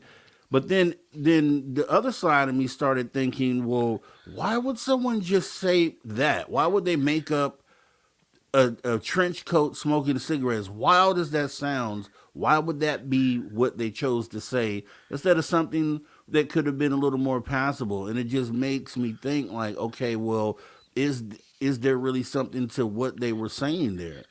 Were they seeing something like that? And it's like, based on the type of story that they're telling there, it kind of just makes me feel like maybe, as wild as it is, there may be some truth to that there. It's funny you mentioned the trench coat thing because, and that's not too far out. I've heard about similar stories. Certainly, that one comes to mind. I heard that before. We've all heard about the militant dogmen dressed up in army fatigues. I mean, this is such a big rabbit hole. Who knows? A lot of these things I think are maybe governmentally made. I think they're created in laboratories, a lot of them. And that's another topic. But what reminds me of the trench coat was I was doing this story that I heard and had gotten about. There was this man. It was out in. You've all heard about in the Civil War. He was dressed like he was from the Civil War. He had this trench coat. He would always walk past this guy's house, and he always stop and he would peer into this guy's house. And again, he was like dressed like late day Civil War attire. He looked like he was fresh out of the war. And this guy was kind of creepy. He would always walk past his house. Then one night, it went on for a long period of time. Then one night when he's out in the woods, he says he sees this wolf bipedally running through the woods. First it was on all fours, and it got up walking, Rob, and it had this guy's outfit on. This guy, the human being that he see all the time, this guy had the identical clothing on. Wow. And we've heard about all the ghost stories about the Civil War, right? And found out years later doing some research that where his property was an actual major battlefield in the Civil War where many people laid to rest today. It makes me think, ghosts, was this something? I mean, people, I don't see people making this stuff up for 15 minutes of fame. Half the people I talk to don't pay me. A lot of the people I talk to send me stories, man. They don't even want their name. They want to be anonymous. Right. They don't even come on the show, but they want to tell me a story. I know people make up stories, Rob, but let's face facts. Let's be honest about it. But Yeah. when you get so many, what I like about the stories are a lot of these have all commonalities, and it's all about the data that we collect from these stories from listening to people on the shows or otherwise. That's what I say. Yeah, So I it's agree. entirely now the question of the story you talked about, and we do hear weird stuff all the time. Every day I hear it. Yeah, it just makes me think because if one thing is true, then other things are very possible. So it's just like at one point it sounded so I'll say silly to me really for a dog trench coat smoke cigarette. I was like, come on, man, really? But they took the time to write that in the book and then publish that when there are many other ways they could have approached that and described that incident, and it just I always think about that and it makes me feel like okay, maybe there's something to that. And especially if you're putting your name on the book. If it's in a book and you've got your name on it, you have to believe it, and you have to stand by what you're writing or what you believe, right? So in that instance, yeah, I give the guy credit for writing the book and putting it out there. I would think, you know what I mean? Yeah, and there's a lot of people that made a lot of fun of that when it came out, and maybe time will tell and we'll find out that dude, there, it's a thing, it's a real thing. Well, too, with the development of more podcasts and shows, and certainly none of them compete with the late radio. Art Bell, was, like to me, like he's the guy I really loved listening to back in the day. But now it seems like since there's so many shows, and a lot more people seem to come forward more. And despite, hey, like, let's face it, Rob, the thing that happened to me, it doesn't seem believable, and I get that. But it happened to me. I didn't walk in any of these people's shoes. And but what I was getting back to is with so many avenues for people to tell their story, I think a lot more people today are more free and feel a little bit better to tell their story since there's so many stories out there today. And if they can tell a story in anonymity, I think they feel good about it. Because I tell you this, for me, when I told my story, it felt like a cement, was cement boulders or bricks were lifted off my shoulders when I got out and finally told the story, despite sobbing through it the very first time I told it, Right. Well, I'll say this, and I say this all the time. If one thing's possible, then the other things are very plausible as well. So you got to keep an open mind to this. So when we talk about the cryptid, so we go down the line: Sasquatch, Dogman. Have you had any other sightings of any other cryptids? Any other experiences there? No cryptids. Well, I've had some strange sightings and different fluky type things. Again, I've seen several ghosts, but when it comes to cryptid, never seen a dog man, and I've only seen the one, the Bigfoot encounter to the best of my recollection or knowledge. I've had some paranormal stuff, which I've had throughout my lifetime, but when it comes to cryptids, to answer your question, no. Let's run it. Let's get into that then. The ghost that you may have seen. I don't know if you've, and I've shown this bazillion times on this show, but I had a shadow person sighting. So just to kind of let you know that. But what type of paranormal experiences have you had? Well, since you've had a shadow person sighting, I can tell you about that one. Yeah. Yeah, this happened to me. I was when I was married. I was in my early to mid 20s, and it was our marital house. And so the wife and I, we really were into buying antiques. We go to thrift shops and we collected all this really strange stuff, right? And again, it could have been anything from figurines, dolls, it could be like old looking little houses, stagecoaches. I mean, you name it. We started collecting. I always called it junk, but we cleaned it up and it looked nice. So what we actually ended up doing is took all these artifacts or collectibles that we gathered in a couple of years time frame, we had them in a box stored, and then one day, then we bought a couple curio cabinets and put it up in our in a room. And one day we got the curio cabinets in there, and we put all these trinkets, artifacts in there.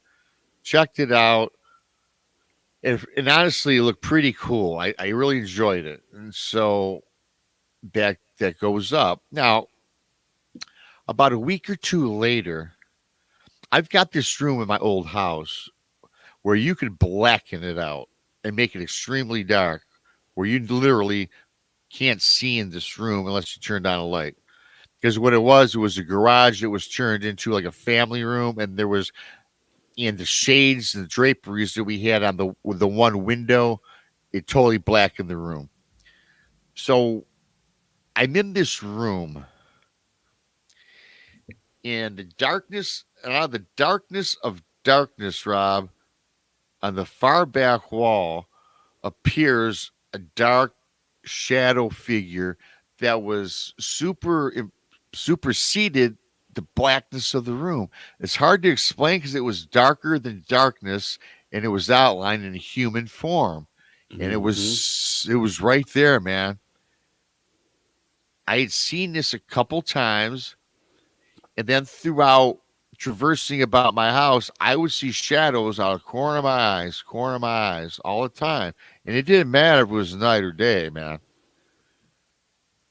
I finally got to tell my wife because I think I'm going crazy, especially with that creepy shadow humanoid, right? And I asked her, I says, hey, honey, I got to tell you something. I've been seeing some strange stuff. She goes, what do you mean? Like I don't know. And this is back in the day again, shadow. I said, it's like a shadow person or shadow figure. And I said that I'm seeing shadows out of the corners of my eyes. She looks at me and she says, Rob, I've been seeing the same things. And I, like you, didn't want to tell you because I thought you would think I was going crazy. So she and I were both experiencing these things together and not telling each other this. So we're trying to figure out now. We're trying to figure out what it is. I think we're 26, 27 years old. So we're kind of freaked out about it. One day I go off to work, and she took the day off work. And there's some woman at the house. Well, my wife started investigating. So I guess she called up a psychic, I guess. Somebody. I don't know if you would call him a paranormal investigator today, Rob, but it was way back when I was in my 20s. But it was this woman, maybe a medium she was. Yeah. I forget what she was, man. So I get there, and my wife introduced me. She goes, hey, listen, we got this problem, and this woman's here to help. So this woman, she starts walking about each room with me and the wife, right? And she didn't get any sense of anything in any of the rooms until she came to the room with the curio cabinets with all her collected artifacts. As soon as she walked into that room, Rob, she got goosebumps. She felt a chill. She turned around and says, let's get out of here. That's the source of what you're experiencing. That room, there's something wrong in there.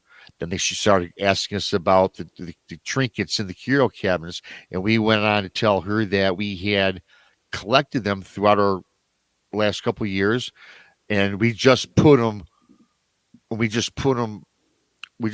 because we had them all stored in boxes, and we were waiting to set up the room. Then we finally took all this stuff out and put them in there.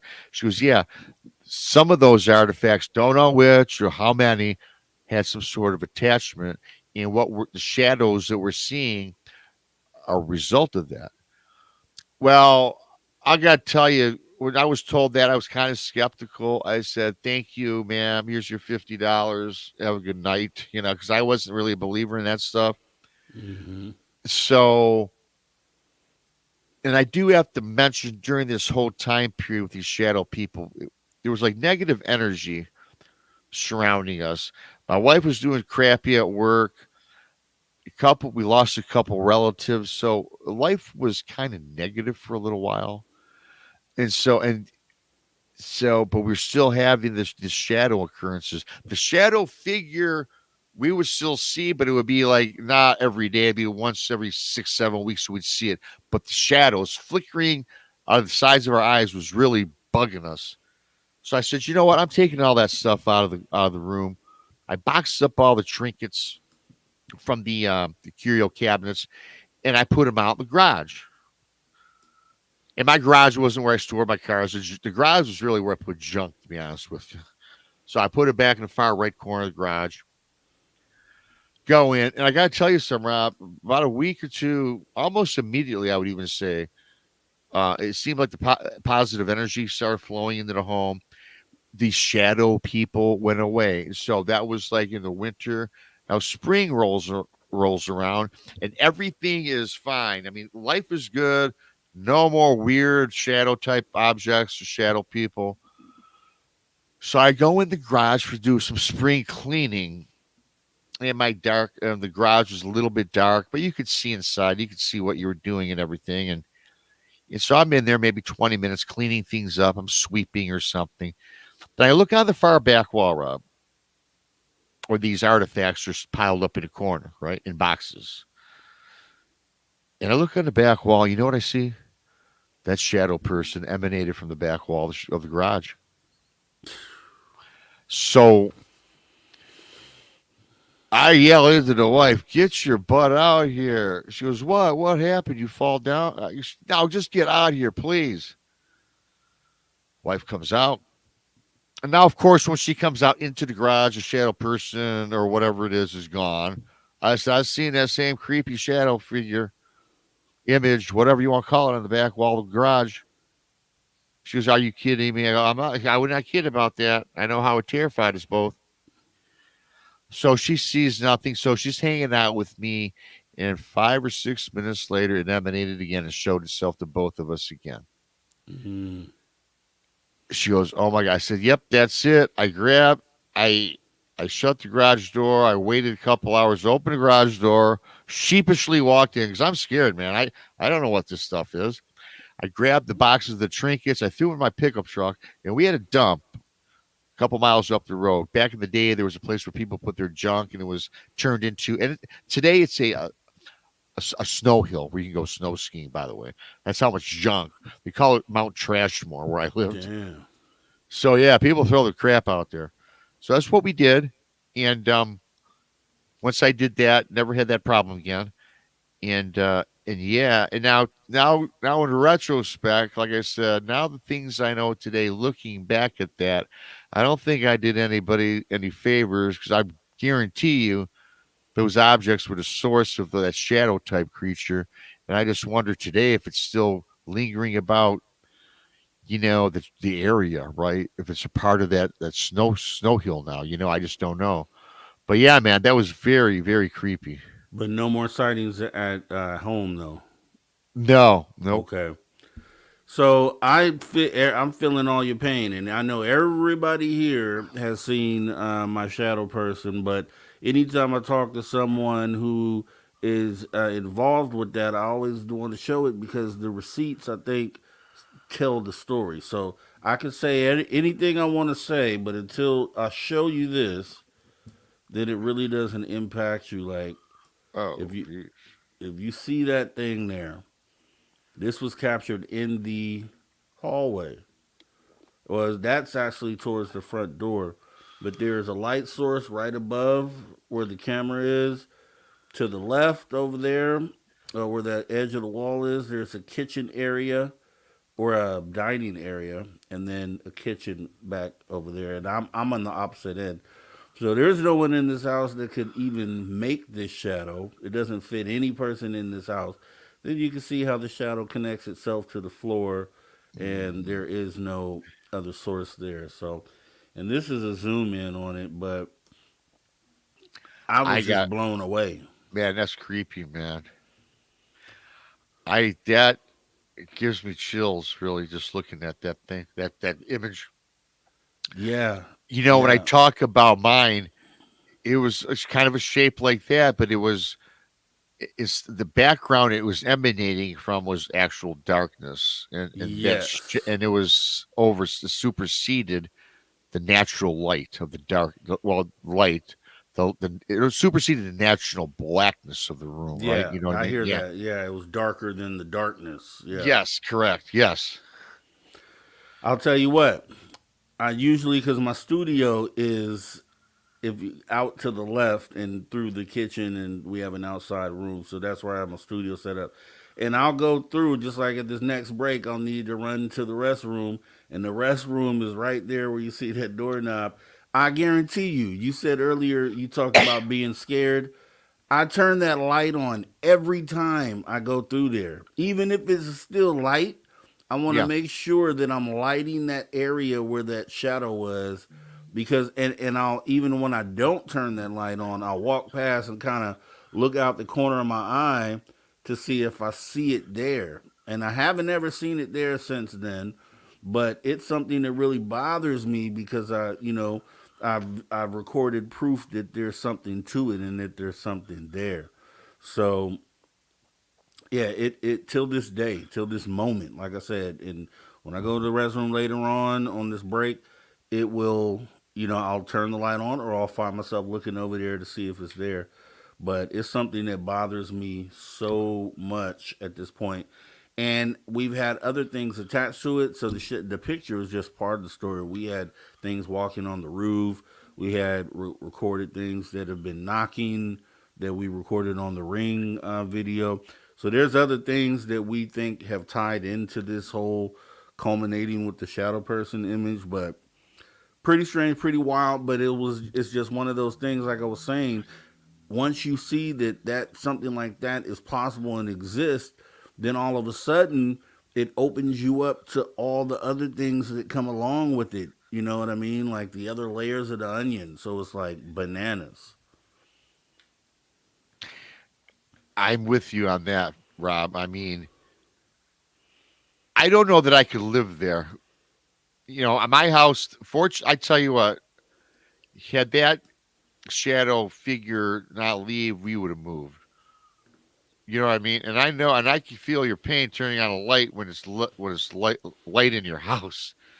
Because I just see here's when I think about that, I know that there's something present at all times, right? That shouldn't be here. You know what I mean? Mm-hmm. And here's the thing, Rob, you probably don't have no idea what that is. Right. Exactly. I ask different people that have experience in this field. I show this to and ask questions on because there was a period in time like that picture was from November of 2022, so it's been about a year and a half now, Yeah. and I had gone pretty much all this time, a year and a half, without any further activity. Because first it started with something walking across the roof, and then and that happened for a few weeks, and then I talked to my daughter at the dinner table, brought it up to the family, like, hey, you guys been hearing some weird stuff? Because I've been hearing, and then no one else heard it but my daughter, and she's at the opposite end of the room or house, and she described, yeah, I've been hearing it sounds like someone's walking on the roof, and I'm like, okay, so we have that down. Then we have the shadow person sighting maybe 6 months later, and then nothing from then until maybe a month ago, where middle of the day I'm sitting here getting ready for maybe getting ready for a show. I do everything in here. It's my man cave. But my girl she was her desk for work is right where that shadow person is shown, right next to it. So she's in there in the middle of the day, and then I'm talking to her actually on FaceTime, and she asked me, "Did I knock? Did I knock?" And I was like, "No, no, I knocked. Did you hear any knocking?" No, I didn't hear any knocking. So I go in there to see what's going on. There's nobody else here that can knock, and I told her, check the camera. So we have a ring camera inside the house, outside the house. So in the house, in the kitchen, in the dining room, the ring camera was triggered. And as soon as it was triggered, you hear knocking like this. And immediately, and the dogs start barking. We got 4 dogs, and they all start barking crazy. And my girl, she gets up to go kind of inspect the room and kind of see what's going on. We have no explanation where the knocking came from. It was clear as a bell. Man, And yeah. but this is the first activity we had since the shadow person picture. So it's been a year and a half has elapsed with no other activity, and then boom, this happens. So it's kind of like what you were mentioning, where you had the shadow person, didn't see it for a while, and then boom, you had another encounter with it later down the line. So I don't know if it's tied. I feel like it's tied to the property here, the home, the land, because we weren't having this experience before we moved in here. So I don't think it's attached to anything that we own, but I think it's attached to this property. And the bad part about it is we own this house, so it isn't. You can't just leave. You know what I mean? So I know what you mean, and I know all about the properties, and I know something about ghosts that have been left behind, right? yeah, I got my brother. This is oh, his first house he bought when he moved out of his apartment. He had moved in with the wife, and they had a little girl, 5 years old, and a boy, about 7 years old. Okay, so they moved into this brand new house in this new subdivision, and he lived quite a distance from me. So whenever I went over there, I normally just packed a bag and spent the night or whatever, and which I made a common practice out of that for a little while when he first moved in, right? So one of the very first nights that I spent the night, now they had been living there for a couple months, and I didn't start hanging out until they got their house situated. So maybe 3 months after they moved in, I spent the night, and I'm in the bedroom, going off to sleep, going to bed, and as I'm laying in bed, Rob, the bedroom door opens up, maybe about 4 to 6 inches. There's a hallway light on, and I'm looking, and I see what appears to be my 5-year-old niece standing there, about her same height.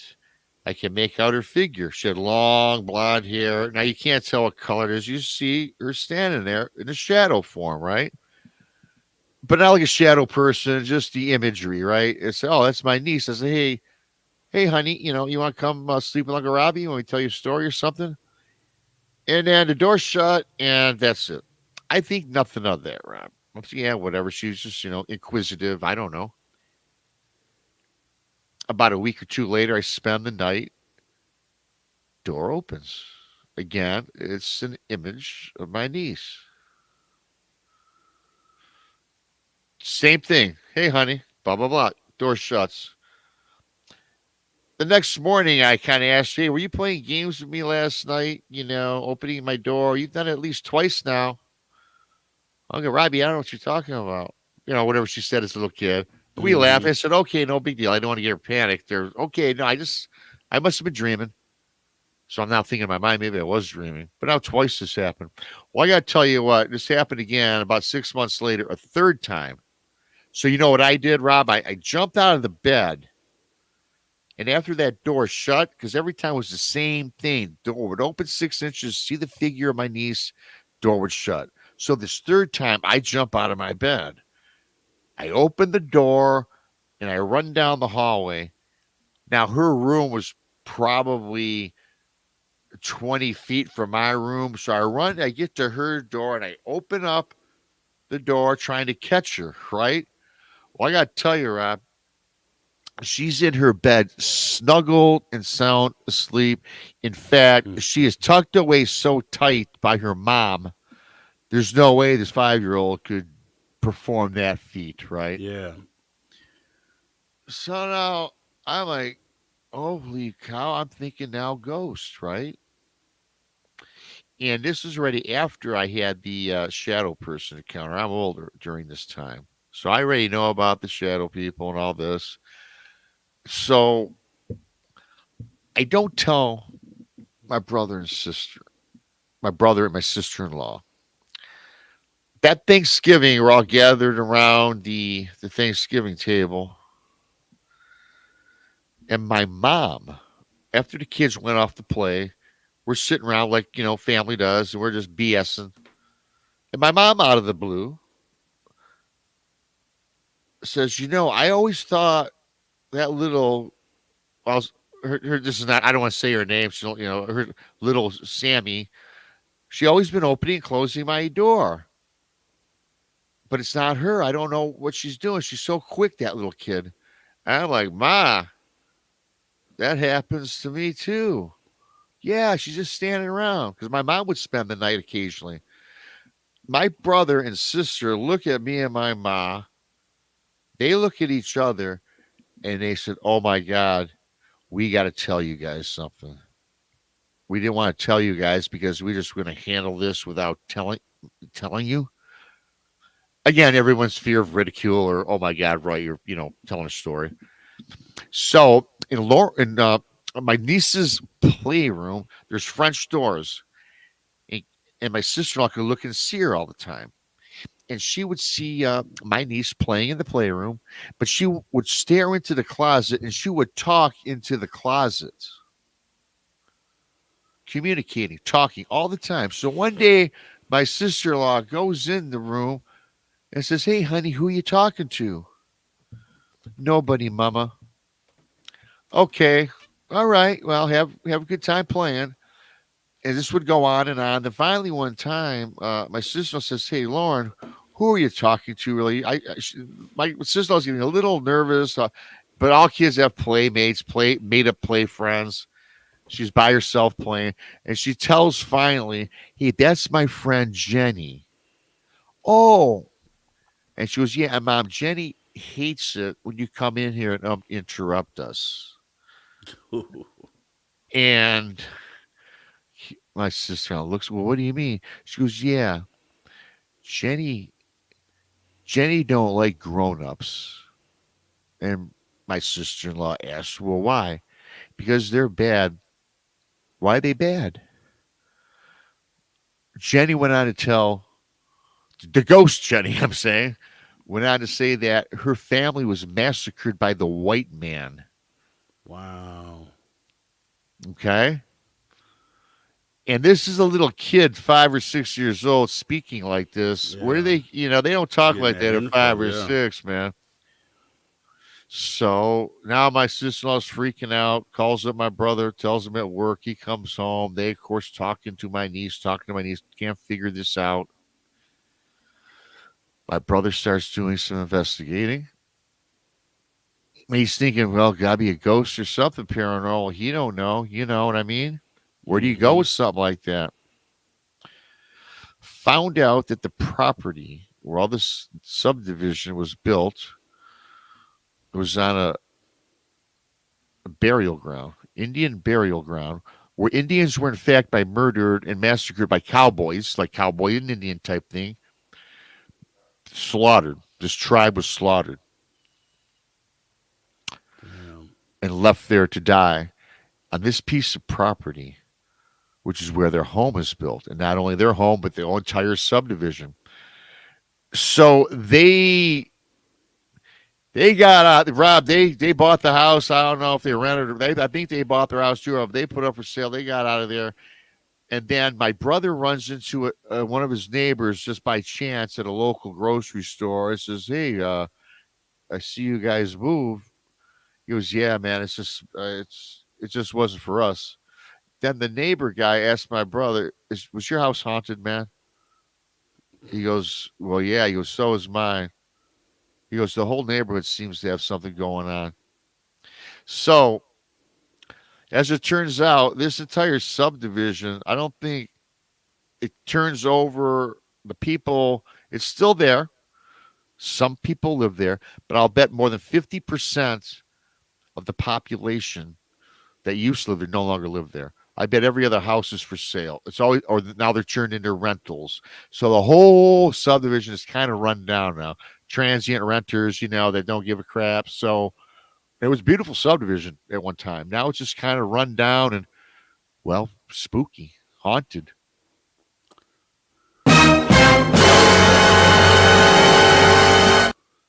Yeah, spooky, haunted, all those things all wrapped up in one. And I've sat here and I thought about going to the neighbor. We're cool with the neighbors, and asking the neighbor if the people who lived here before had any experiences like that, because there were a lot of people living here when we moved here, and they were here until the moment that we closed on the house. And I just wonder, because first thing I did, part of my research into this was, it was so serious for me that I had gone and went online and looked to see if anyone had passed away at this address, if there had been any, like, anything near here that I could dig up or find, and I couldn't find anything. But then I thought about it, and I was like, well, that doesn't mean that someone didn't lose their life here. Like, potentially, maybe someone was sick, and then they just passed on, and that wouldn't be potentially something that'd be on the internet somewhere recorded. So I've gone down a rabbit hole on this thing, and I've talked to paranormal ghost hunters and asked, like, what do you think I should do? Some people say, if it isn't bothering you, don't bother it. Or they're like, burn incense, or, there's all these suggestions. But I always ask, because I'm trying to find the remedy to making sure that we kind of get rid of whatever is here, because we're here for the long haul. Well, yeah, I mean, hats off to you on that one, and I like where you're going with that at least because it just makes you wonder, doesn't it, about how these things even come across our paths, right? Yeah. I often thought, what did I do to have a shadow person? What did I do? I knew what I did not do. I mean, that house, my brother, it was just haunted. And I think, what did I do to have this Bigfoot encounter? What did I do to have my girlfriend pass away? I mean, it just, the life is a mystery. But that's today. I accept that today, right? And I embrace it and I move on. And it's all about knowledge and learning these things because it's just fascinating the things we talk about and experience. And it just, I think, really, it should show someone who is on that side that hasn't experienced anything like this, period, when it comes to anything related to the phenomena, to be able to see someone's situation and be like, wow, okay, there might actually be something to the fact that there is this other side. So that's what Yeah. those people could get. But for people like us who have had the experience, it just, it's like an infinite loop, because you wonder, then what else is possible, and then, okay, well, that's possible, then what else, and you're just going down this infinite path of trying to, or being enlightened on all the other things that may be possible, you know what I mean? Yeah. And it's like, it kind of blows your mind, because most of the things I thought that weren't possible prior to my own experiences, now I'm open to them. It's wild. Yeah. I'm with you on that. I said I'm open to everything. I'm open to any suggestion that people has. I'm even exploring things today, even that 20 years ago I never would have thought about. That's ridiculous. I mean, the things that you've seen, I've seen don't make sense to me. They're very hard to process. You just don't process it overnight like after watching a movie, do you? It's almost like a real life show going on in the real world that shouldn't really be happening. I mean, I guess I always believed in ghosts, but until I seen one, I was like, whoa, they really do exist. Then I always just ask that question, why? Why does it happen to some people and not others? Yeah, and let me see here, Lavera. Did you have a question? Because I've been looking, I ain't seen any questions from you pop up. Retype it if you have it, because I've been watching the chat and I didn't see anything. I know you had the super chat earlier. Let me. Yeah. Okay. Yeah, that wasn't the question. So yeah, retype it if you can, Lavera, so I can bring it up. Yeah, and I see, and Anna says they're not spirits and ghosts. Yeah, I kind of I get the feeling for certain things, spirits and ghosts, and not being an expert in that either. I mean, it's like the spirit, I believe, was with the little girl that was well, hasn't crossed over. What do you think about because we were talking about this yesterday, and Roger Murray's reminding me, the 411, missing 411, and Bigfoot. Do you see any connection to those two things, Well, and Dogman potentially? when it comes to 401, I think it's everything. I think it's cryptids. I think it's people dumb getting lost in the woods. I think the human element. I think serial killers are out there in the woods stalking people. I think that it's just not. I don't. There was somebody put out a show that Bigfoot is responsible for 411. Well, that's not the case.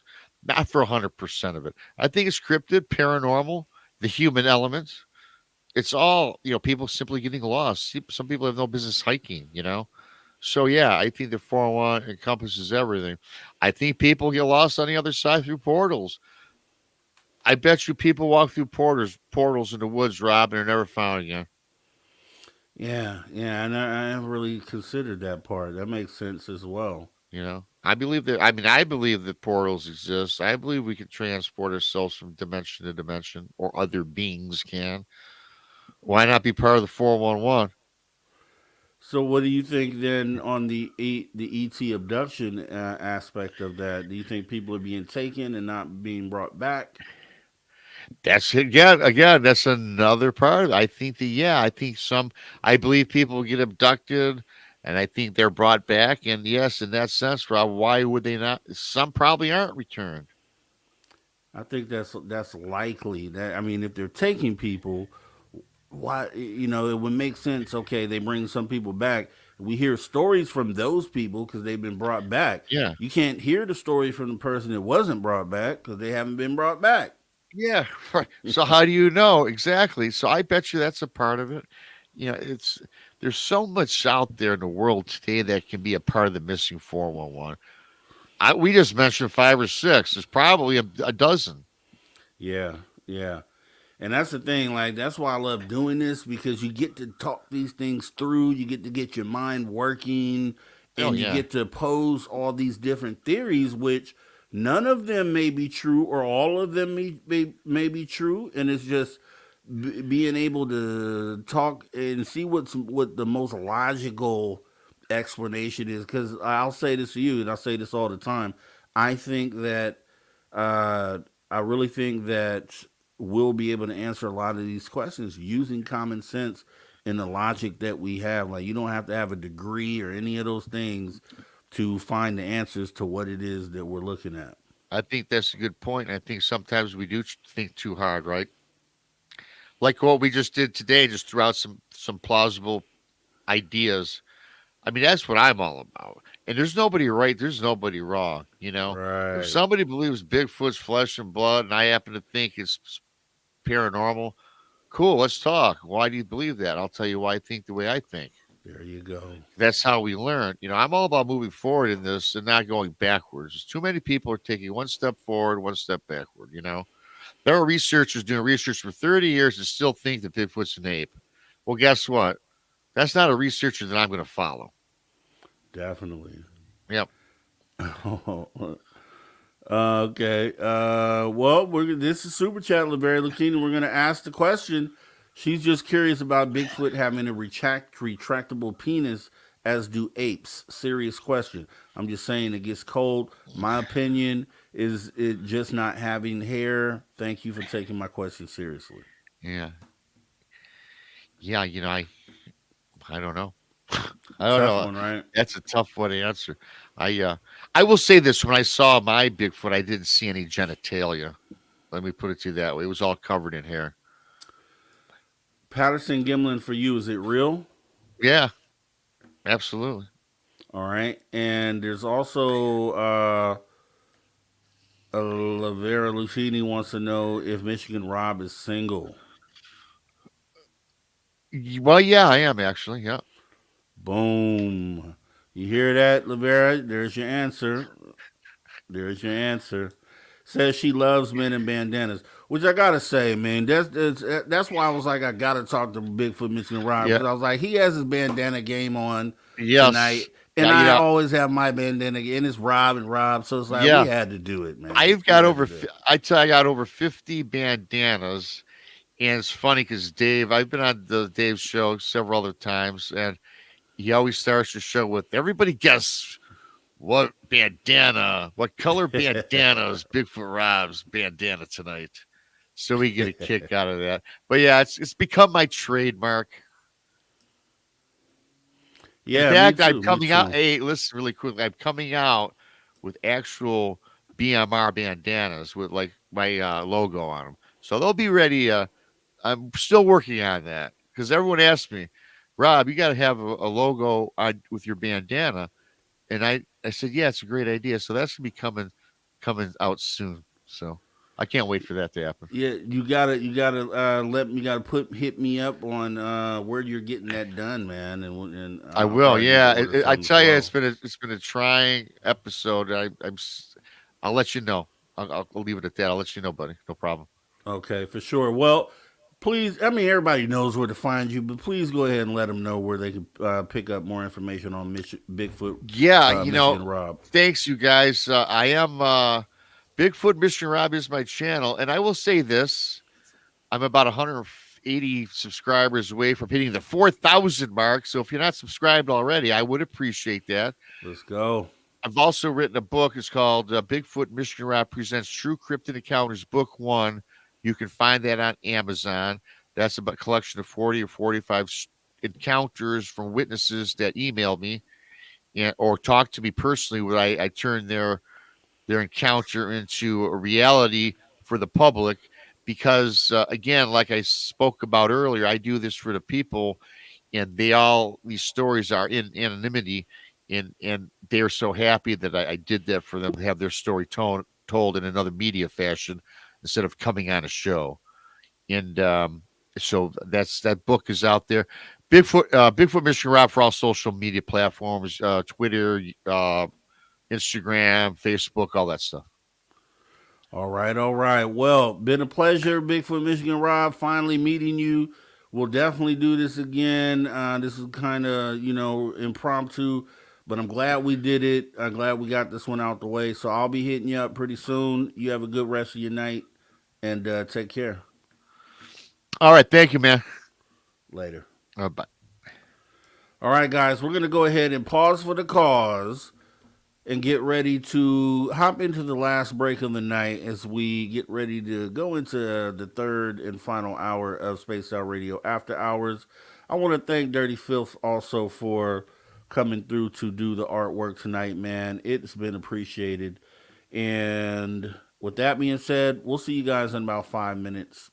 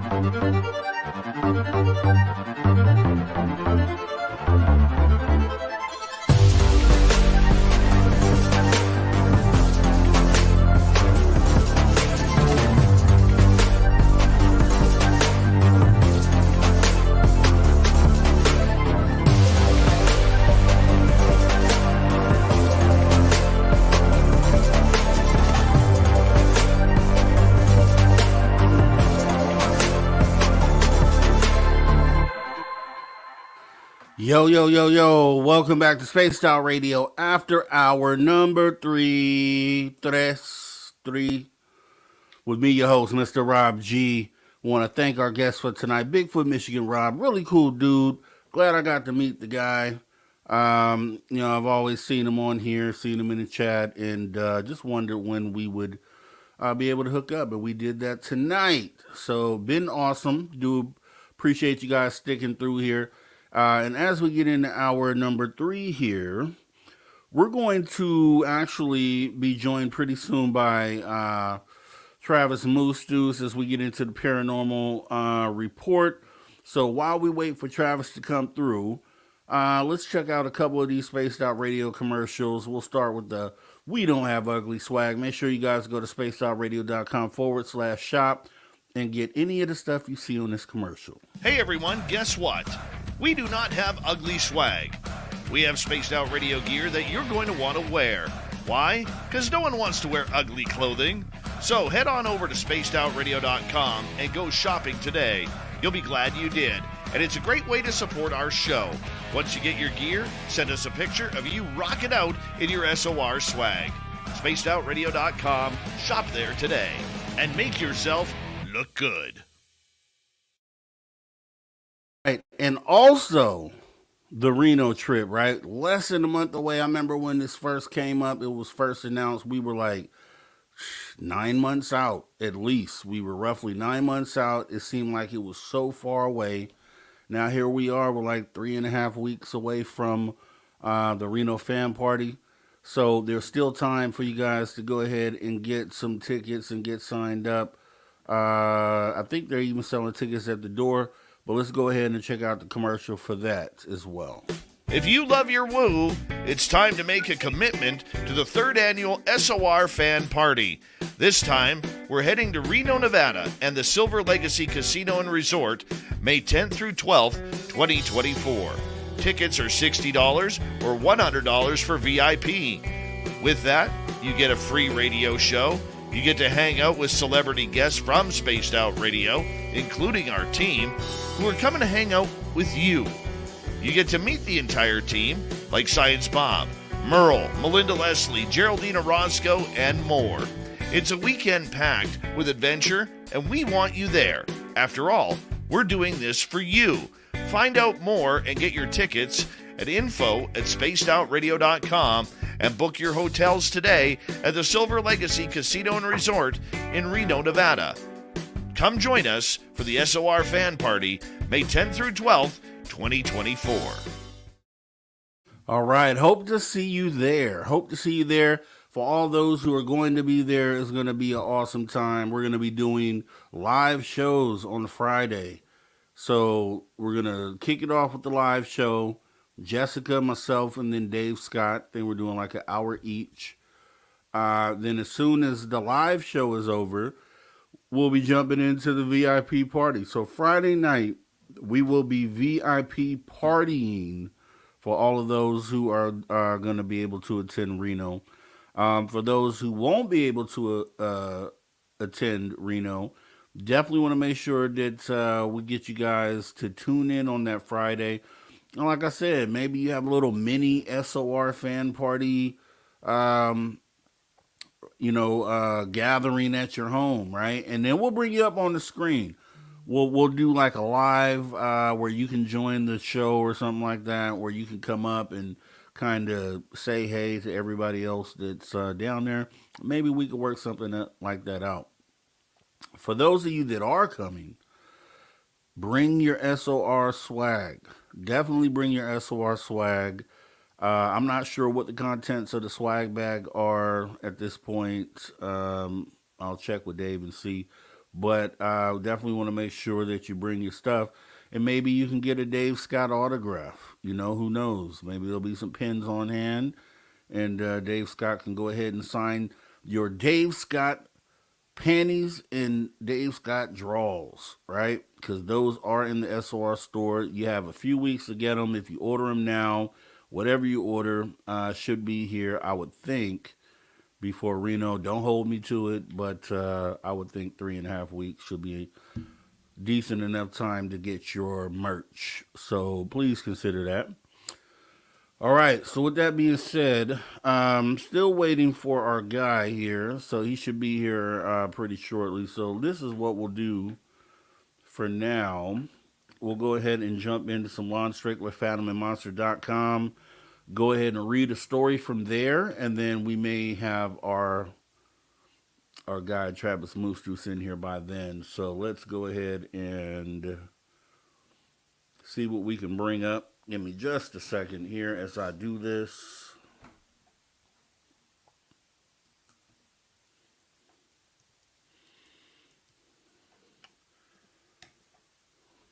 Boom, boom.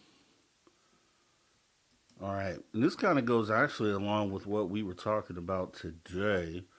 So let me bring up the screen here.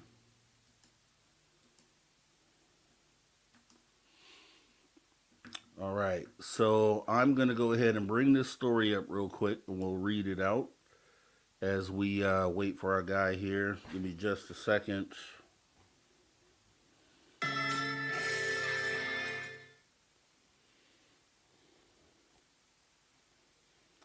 Phantoms and monsters. Okay, so story is the Indiana driver injured by green-eyed wolfman near Indianapolis. Let's go ahead and create a mood for this, right?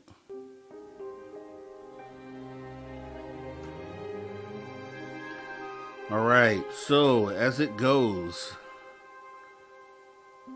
Indiana driver injured by green-eyed wolfman near Indianapolis. A dark, fur-covered wolfman jumps in front of the witness's vehicle. The beast has a terrible odor.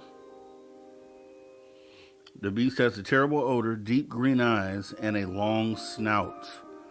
The beast swipes at and injures the witness. And this is what Lon Strickler received, this account. I wish to keep my name to myself, but I'm willing to provide my account of what happened. This is a first-hand account of an encounter that I had with the creature of unknown origin. It was about 5 years ago.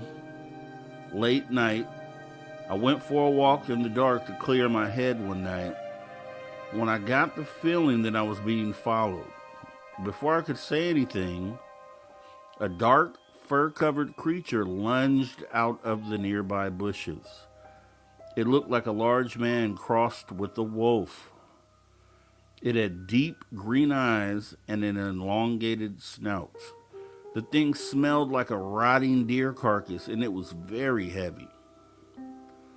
It slammed into me, knocking me to the ground, where it stood over me and growled as it looked in my face. I kicked it, and it yelped before swiping at me, cutting my arm with its sharp claw.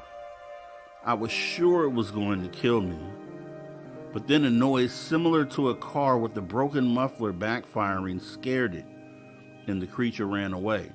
Strangely, my arm no longer felt like it was bleeding, and the cut wasn't hurting anymore. My shirt sleeve was torn, but when I wiped away the wet blood from my arm, there wasn't even a scratch left behind. I was sure that it was just a bad dream, so I headed back home. I never reported this because I was certain that nobody would believe me, and because it has been haunting me every day since. I haven't seen this creature since it ran off into the woods when that sound scared it off, but I sometimes worry that it might come back.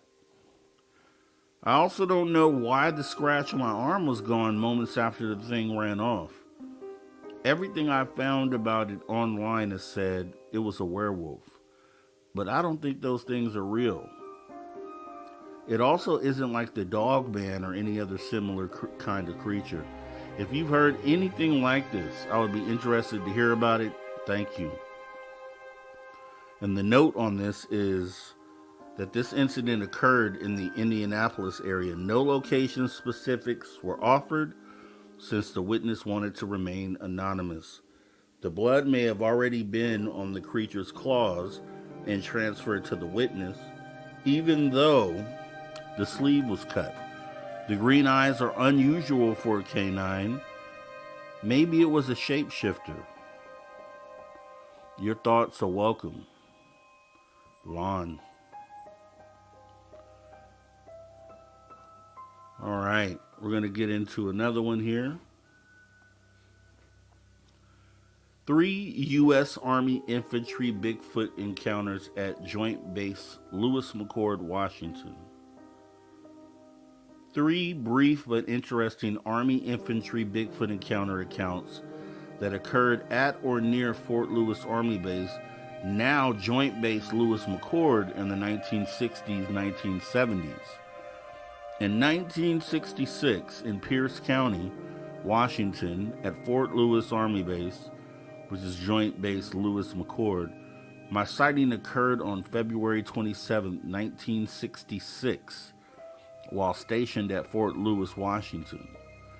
It was me and 4 other men out on survival training in the Nisqually River Basin, about 30 miles south of Tacoma, Washington.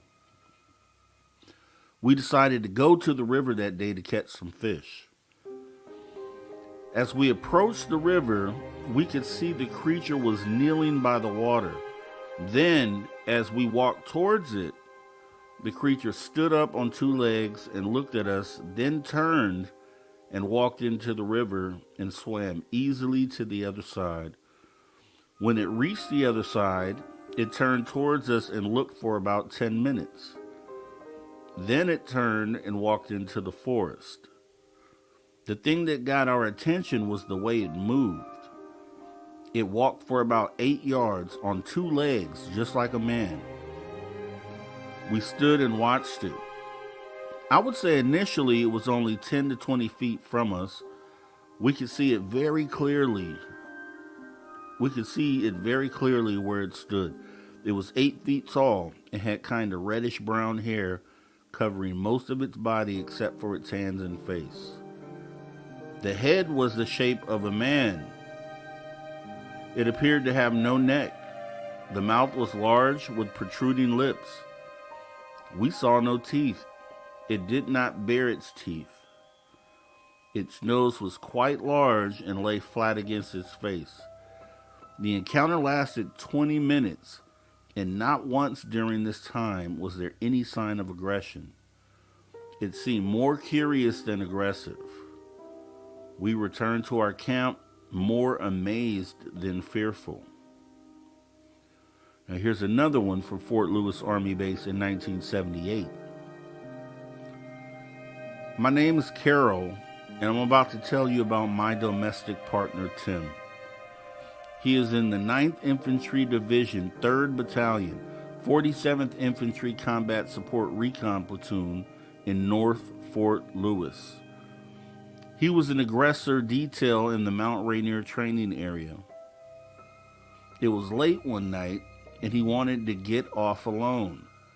He walked off the ways from his army bud so he could have a smoke and eat something. He was crouching down and had some small pieces of wood so he could heat up his beef stew. Then he felt he was being watched by someone. He turned around, and only a few feet away, leaning against the tree, was this Bigfoot. He didn't seem afraid. He just stared at Tim. The Bigfoot was tall and slender. Tim thought that the creature was probably very young. Tim also said the Bigfoot had the reddest eyes he'd ever seen, and to the best of his knowledge, they could have been bloodshot eyes. Tim said he chose that area to relax because there was some green moss on the ground. He stopped at that point to smoke and heat up his can of stew. His stint in the Army was from 1977 to 1979 at Fort Lewis. He never told any military what he saw because he thought they wouldn't believe him. But Tim would never make up this story. He's a quiet, private person who usually keeps everything to himself. He gave me permission to use his real name, which is Timothy R. Reyes. His rank was Spec 4. Here's another Fort Lewis Army base account. We marched out the day before and built a 3-rope bridge for the Rangers. It was in the training area northwest of old C-5 mock-up or training aircraft. It was oddly clear and the moon was bright. A fellow soldier and I were sitting in a foxhole around 4 a.m. in the morning when my buddy suddenly exclaimed, "What the hell is that?" When I looked directly in front, about 25 yards, I witnessed something that scared me.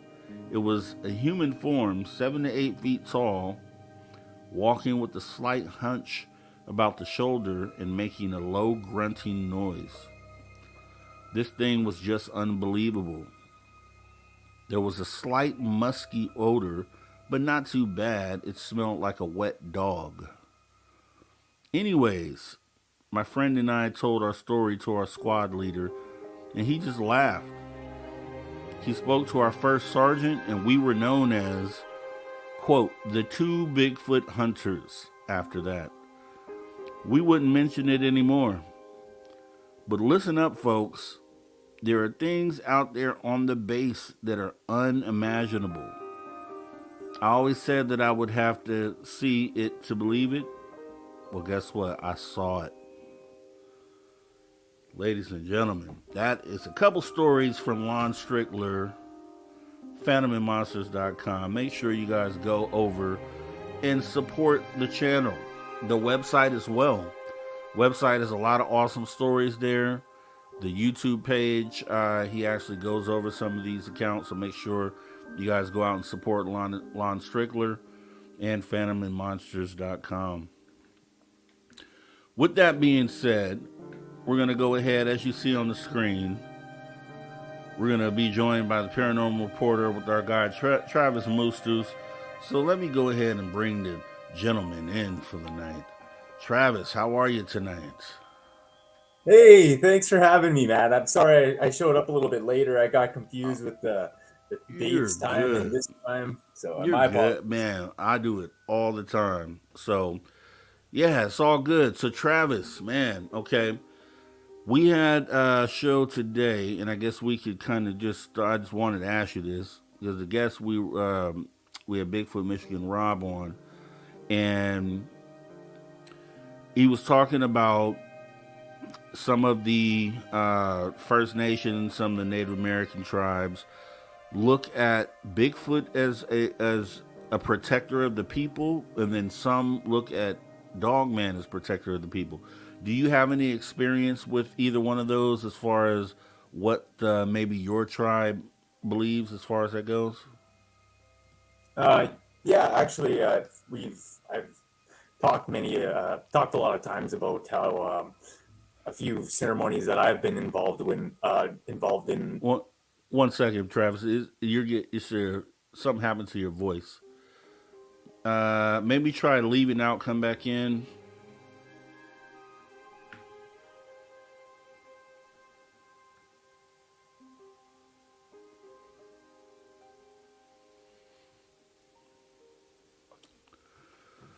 That's what happens when you go live, guys.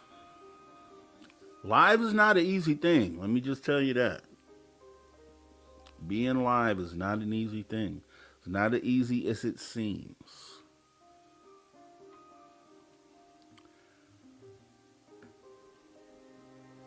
We'll wait for Travis to come back in. Awesome stuff. Awesome stuff. Yeah. So make sure you guys go and support Lon Strickler. Make sure you go and support Travis Moostus, who has a few awesome books out. He's pumping them out like every other day now. You know what I mean? So make sure you guys get in on the Travis Moostus library early, because he's going places. The guy's going places. Let me check the chats. See what we got going on here. Oh, okay. I almost missed this here. Super sticker from CS. Appreciate your support of Spaced Out Radio, CS. I do appreciate you. Let's see. Yeah, I don't know about trivia tonight, Deb. Let's see.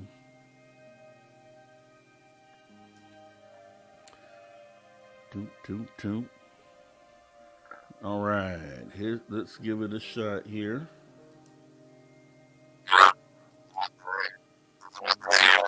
It is worse. It's worse. Yeah, I think it's that headset. It's the same thing from last time.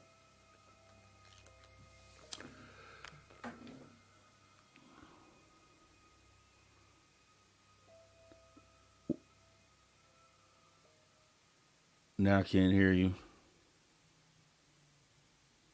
Talk. Nope, can't hear you. Let me do this. Okay, talk. Nope. Thinking the headset messed it up. So, yeah, just hit the refresh button on the browser. It'll kick you out and bring you right back in. But I think what happened with your, and I'll tell you about it when you come back. Go ahead and hit the refresh button.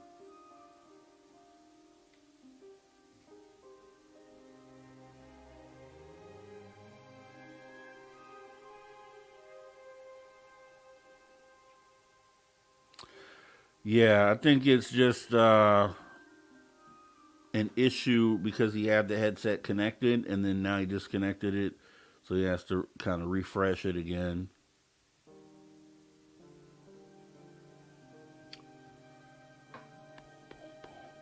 But, yep, thank you, CS, for the super sticker. We do appreciate your support of Spaced Out Radio. Tomorrow's man said, get a dry erase board, Travis, so you just draw what you're saying here. Yeah, Anna, doing live. Yeah, and it should work, and that's the way we're going to do it when he comes back in. But I think that headset he has should work.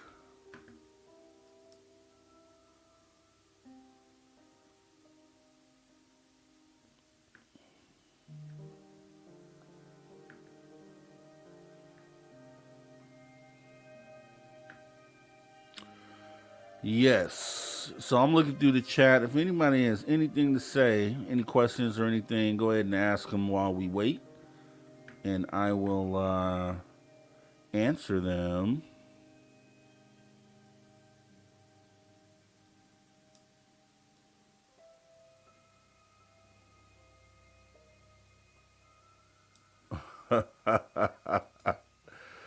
Joe Mug, you are crazy for this, dude. LOL. Lol. Your girlfriend dumped me, so you stole a weird chair. Guess who came crawling back? Oh my god. I shouldn't be laughing at that, I don't think. But it's freaking hilarious, Joe.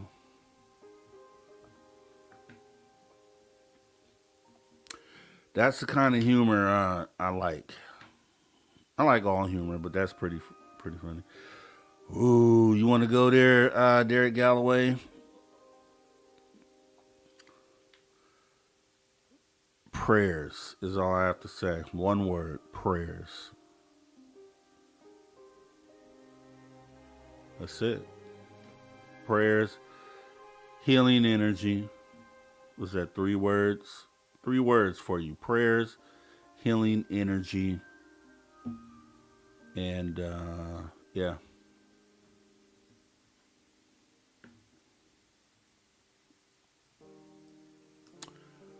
Yep.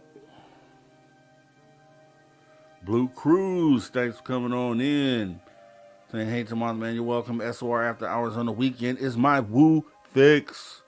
Love to hear that. Love to hear that. Yeah, sounded squirrely. I'm going to tell you what I think that is.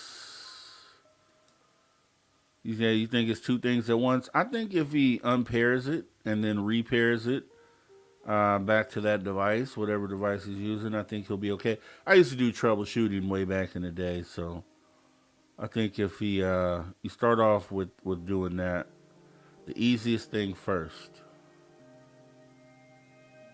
Less invasive, right?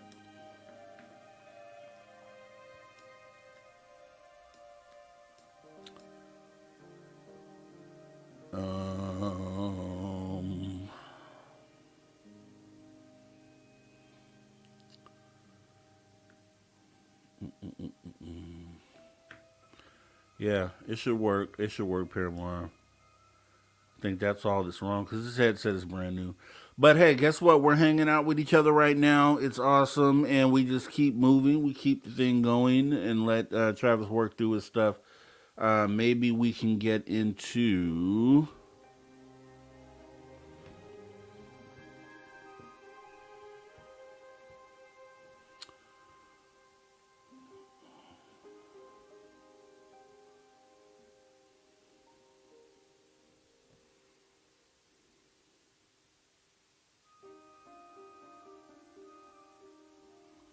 Let me find a good one here. Oh. Okay, we're gonna take a look at this one. This one is let me bring myself forward. This one sounds interesting. Lion-like creature and UFO appear at same location near Auburn, Alabama. I'm going to read this one to you because this one seems pretty interesting.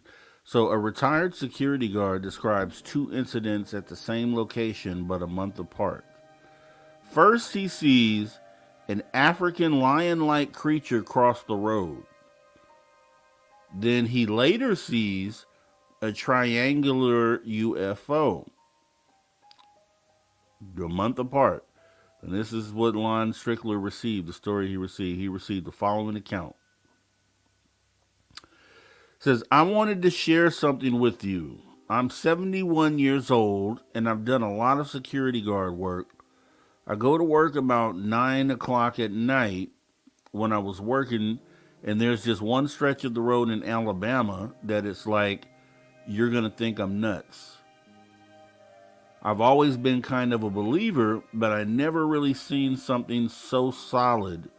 But I saw these three lights, and I thought it was a guy with an ultralight who lived not far from here. He had an ultralight in the field. I said, what is this idiot doing out with an ultralight at night? Because it's about 9:30 at night. Well, it kept coming, and I slowed down. I never stopped, and it went over me. There were these three lights. It was about the size of an ultralight, but there was no sound, and it was about as high up as 2 telephone poles above me. It went right across me and just drifted out of sight. At the same spot about a month before, I had to slam on the brakes to avoid hitting what I thought was a dog, but it was huge. It had a lion's mane, and the rest was kind of more like a dog. Kind of like that thing you've seen on YouTube where the guy dresses up his dog like a lion and it scares people.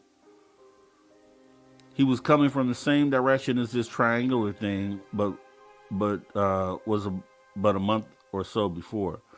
He just crossed the road and went up to the fence on the other side and just disappeared to the south. So I don't know if it's one place that something's coming out of there, or that's just where my body chose to shut down and I went totally insane. I could never tell anybody. There was nothing there but the sky, a dark black there was nothing there but the sky, a dark black sky with these three lights. I told a couple of people,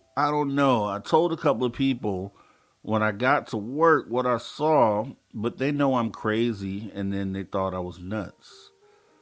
And the creature, whatever it was like twice the size of, I guess it was like a big St. Bernard or something.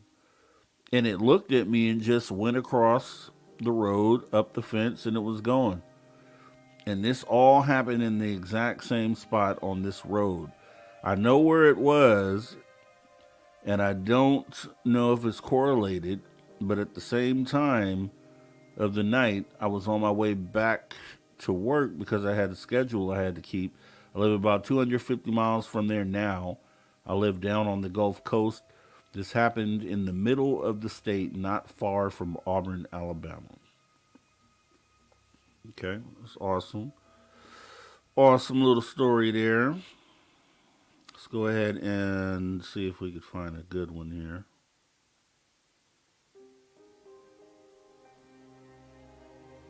All right. Looks like we may have our guest back better than ever. Let's give it a shot. Travis, we sounding good? Whoa! Is it working? Oh, there we go. There we go, buddy. We're back. We're back. Let me go ahead and bring this down here. So, yeah, just going back here. I was talking to the guest earlier, and he was, kind of mentioning the fact that some of the native tribes look at Bigfoot as the protector and not, something that would harm us, versus Dogman, which some view as protector. I was just wondering, like, within your tribe, how are those creatures looked at, or either one of them look as protectors? And maybe we can start there. All right. Well, so for example, for the Bigfoots, I can talk from experience. I've been a part of ceremonies that had Bigfoots interact with them or be a part of or take place with them. Like, for example, like spirits of Bigfoots even entered in our sweat lodges for some of the healing ceremonies. The ones that I was like the major ones that I was on, sorry for that, but I was doing a vision quest, a couple, like I should say more than maybe more than 15 years ago now or so. No, actually way more than that. It's like probably more than 20 years ago now. And, but when I was doing that quest, we were doing a few ceremonies before that, a few sweat lodges, and when we're having our ceremonies, we're hearing all sort of Bigfoots making themselves known, I should say, during the ceremonies. And my uncle at the time was hosting the vision quest, so he was there. He was our guy, like our guide through it all, and he was like telling us that they're gonna protect us on that spiritual barrier. Like they're gonna help keep out all the darker spirits from coming to take our life, kind of deal. And so it was a kind of very spiritual kind of like protection, I should say. Not really not like a spirit, like when people think like, oh, it's there, it's gonna come and beat things up like out of the woods for you or whatever, but it's like on a spirit, like it was on a spiritual plane. It was there for us, like to keep away a lot of the other things that would want to come and take our lives, kind of deal. So so they were there, and it was pretty unique kind of thing, because the trees that were knocked down were all like split, like singularly, like they all made one big bang after another. So there was four of them, four sounds, like, and that was just to signify that was there was four of them there, because there was there was about four of us that were doing the quest, right? So it was a very unique experience in that sense. And what else was I going to say? For the Dogman, it could be kind of tricky, because for one, it could be a spirit, a trickster spirit, shapeshifter, and sometimes those beings can look half man, half human, or they will take that humanoid looking, kind of like animal humanoid looking shape, and all of a sudden they're speaking to you through telepathic means. But if it's a malicious spirit from like, say, a darker realm, and say these people have done a bad ceremony to, and that thing now possesses them, and they've turned into this creature, that's a whole other tale and a whole other subject, right? But that's been a thing that could happen. They're like, not all of our I'm saying, not all the tribes practiced, I should say, like some of them went dark, they went to a darker paths and stuff, right? So we always followed the paths of light and paths of the universe and healing, and our our guardians are along those higher vibrational realms and ultra terrestrials, right? Of the extraterrestrials, and I should say, that's where a lot of like I said, a lot of the teachings come from, is from the star nations and the star spirits, right? So we're very much aligned with that, right? So these Dogmen and darker entities and darker I should say darker ways, we're not too but we're not too fond of them, I should say, or you know, I mean, like, so if there was a dogman or an evil one, we'd probably have to like hunt it down or track it down and take care of it in that sense. Look at my cats just flashing inside.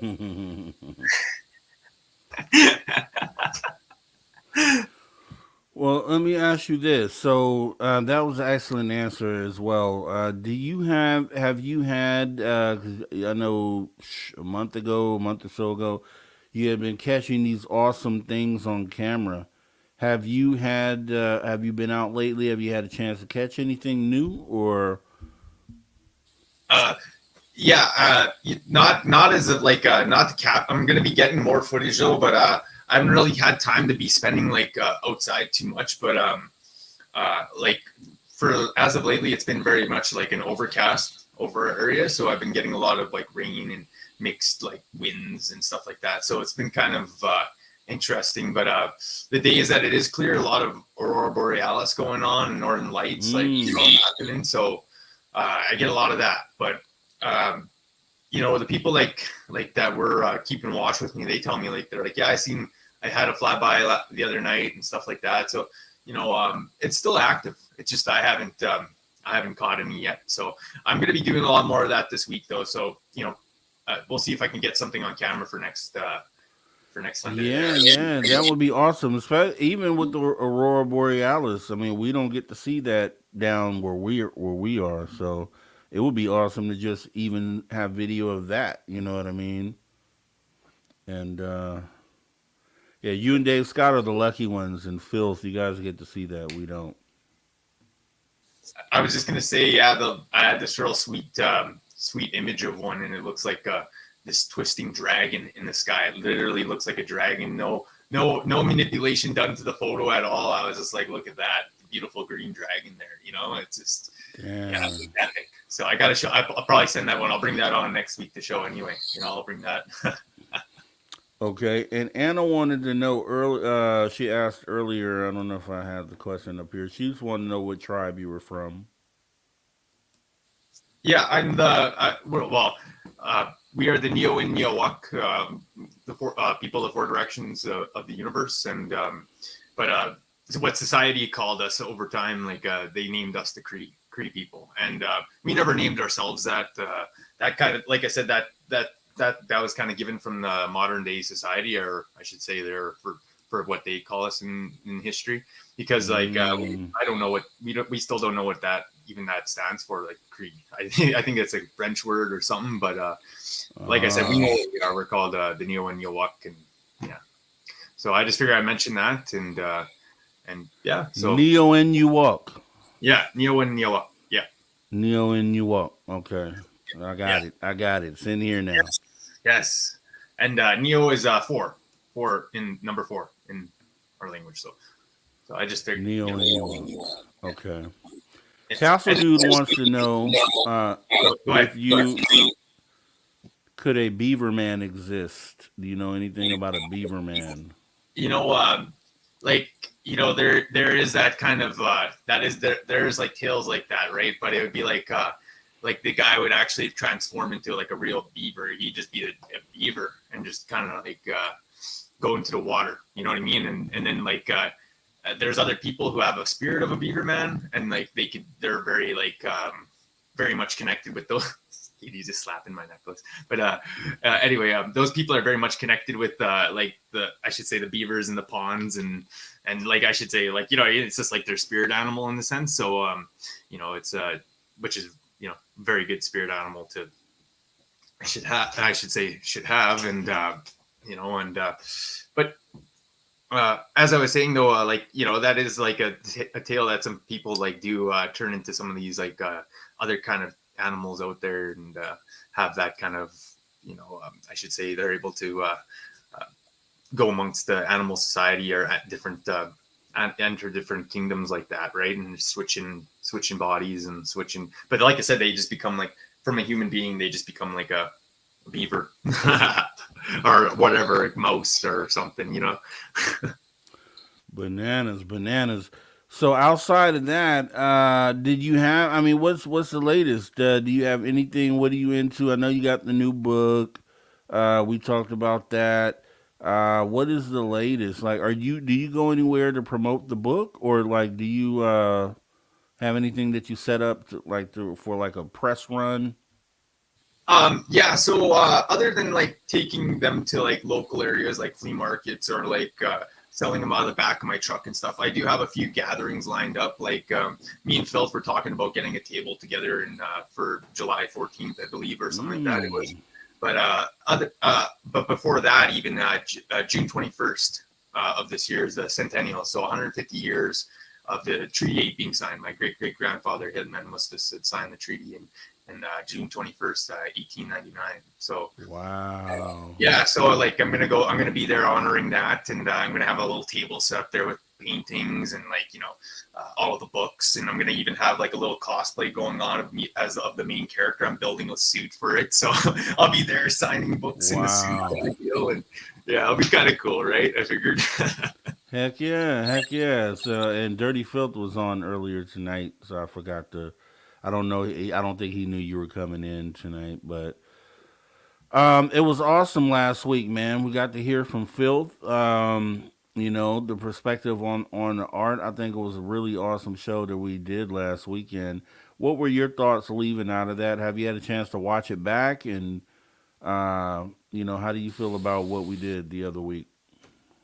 Oh, I felt really great about it. Yeah, because art, and talking about art, there's a lot of different avenues because it is very spiritual in itself. Like even like the spirit, even spirituality is an art in itself. So just like the whole getting to talk about it and bring that energy in is always an excellent time. As I was gonna say though, that's totally cool. Like I'm so happy that I was able to talk about that and bring up all these different cool little things about like the knowledge of like some of the art and meanings and things that we share with them and societies. And it's and how much we carry that with us and how much it means to us. Like art is pretty much everything. Everything. Even the chair only looks that way because the designer, the artist had that thought, right? So it's like it's how everything comes to be, right? So it's like it has to happen in that realm before it takes place in reality. So it's like it's a whole other realm of existence, I feel. But so. And I don't know if you can see the question on the screen, but Anna was asking, do you ever come near Peterborough? I'm not sure where that even is. Sorry, no, I couldn't see it, but no, I don't know. I've never heard of that place ever before. Okay. And so Little Cam wants to know, how do you properly spell Neo-Inuit? Like NIHEIOWAK,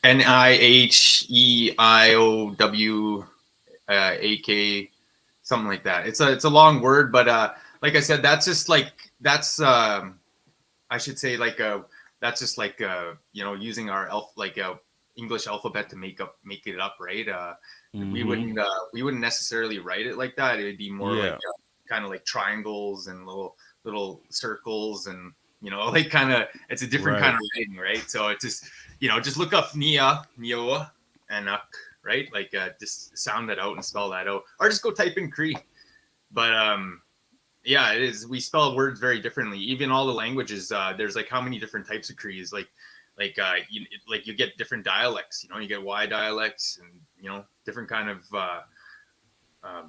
So like there's different I should say languages of Cree. Not all of them are the same. All right. That is awesome. And let me see. It says it's outside. I guess it's a bit northeast of Toronto, outside Quebec, 5.5 hours away, 2.5 hours from Toronto. So he doesn't know, but let me see here. If we have any other questions? Any other questions for Travis?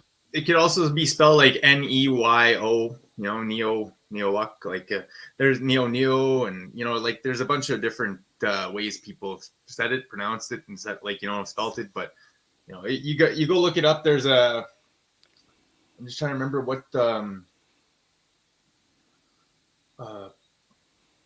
I'm just trying to remember what's a great source for that, but yeah, you just look it up. You'll find it out there.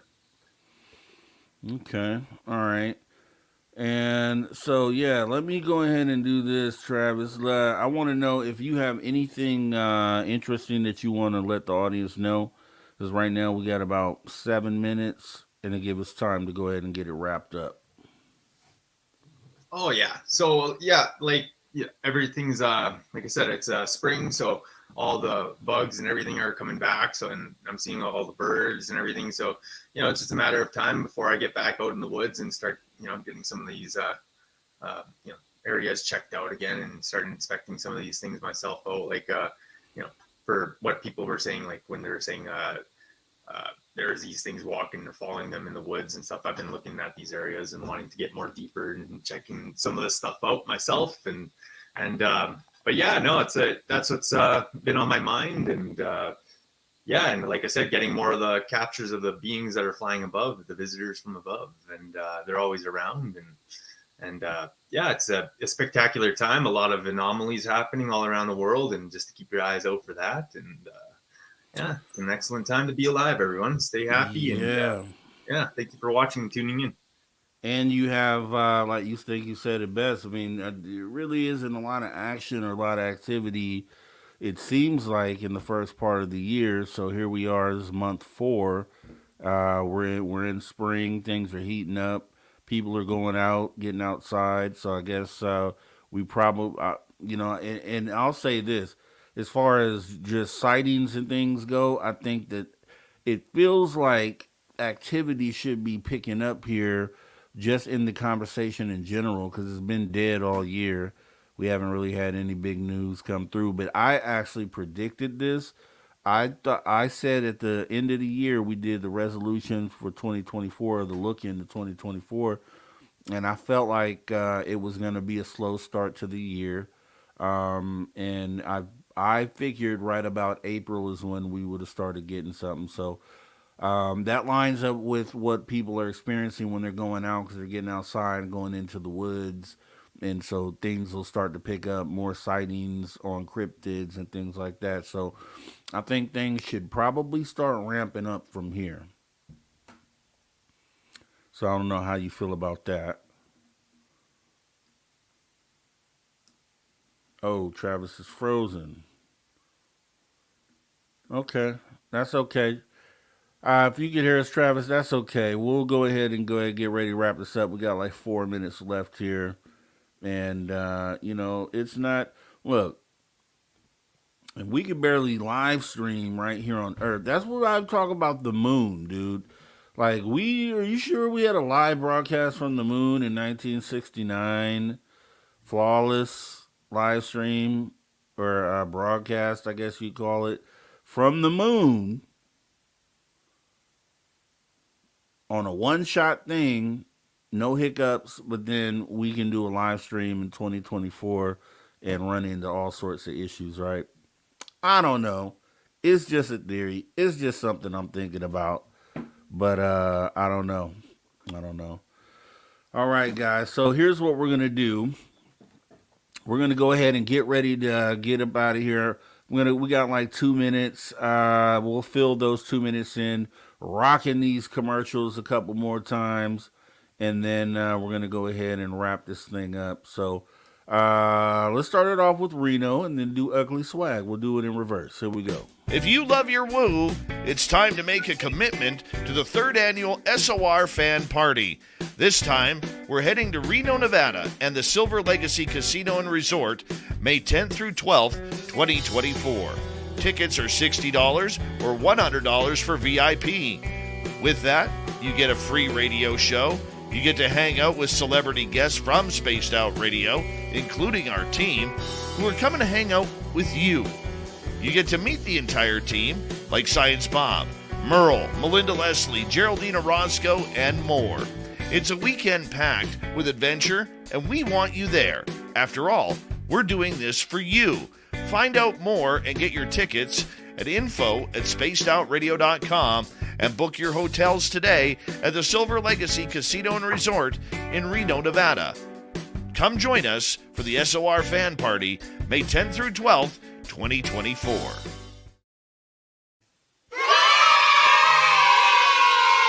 So excited about the trip coming up here. Coming very, very soon. Can't wait to see all you guys there.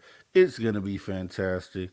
Now let's check out the ugly swag, because you can't come to the SOR party unless you're rocking some of the best swag. And you can get that at spacedoutradio.com/shop. Run Hey it. everyone, guess what? We do not have ugly swag. We have Spaced Out Radio gear that you're going to want to wear. Why? Because no one wants to wear ugly clothing. So head on over to spacedoutradio.com and go shopping today. You'll be glad you did. And it's a great way to support our show. Once you get your gear, send us a picture of you rocking out in your SOR swag. spacedoutradio.com. Shop there today and make yourself look good. Make yourself look good. That's right. So let's see. Okay, so here's what we're going to do. We're going to go ahead and thank all our super chatters for the night. We had Lavera Lucchini. We had Deb from Sacramento. We had Lavera Lucchini again. Then we had Foxy Joe. Then we had Lavera Lucchini again. Killing it. Then we had CS. So I want to just thank everybody for supporting, man, and coming in, right? Live show. It's not pre-recorded. Think of things that happen, right? You can usually go, shows and shows and shows without running into any hiccups, but then sometimes you have them, man. It's just the nature of live streaming. So with that being said, I definitely appreciate you guys coming in. Definitely thank our guests for tonight, Bigfoot Michigan Rob. Pleasure meeting the guy. Think he's pretty cool. Travis Moostus, thanks for even trying to come on in and support the show. We appreciate you. Internet happens, man. Jeff Garvey, want to thank you so much for your support of Spaced Out Radio. And we're going to go ahead and do it like this, right? Since you're already a space traveler, consider taking the next step and join the club. $5 per month. You can go to our Patreon, the SOR Space Travelers Club. Join the club. Just join the club. That way you can get all sorts of benefits and things that are offered through the Patreon. Outside of that, to all the viewers and listeners across the globe, I definitely want to thank you for tuning your frequency to Spaced Out Radio, where we do what we do best. What's that, you ask? We own the night. Want you guys to rock out to Bumblefoot on our brand new outro. Let me know what you think in the comments. Watch it all the way through. And we're out of here. Till next time. Dave will have, I believe, Samantha Mowat on tomorrow. Make sure you're back here for that. But then next weekend, we're going to do it all again. We're going to make sure we get it in. It'll be one more week closer to the Reno trip.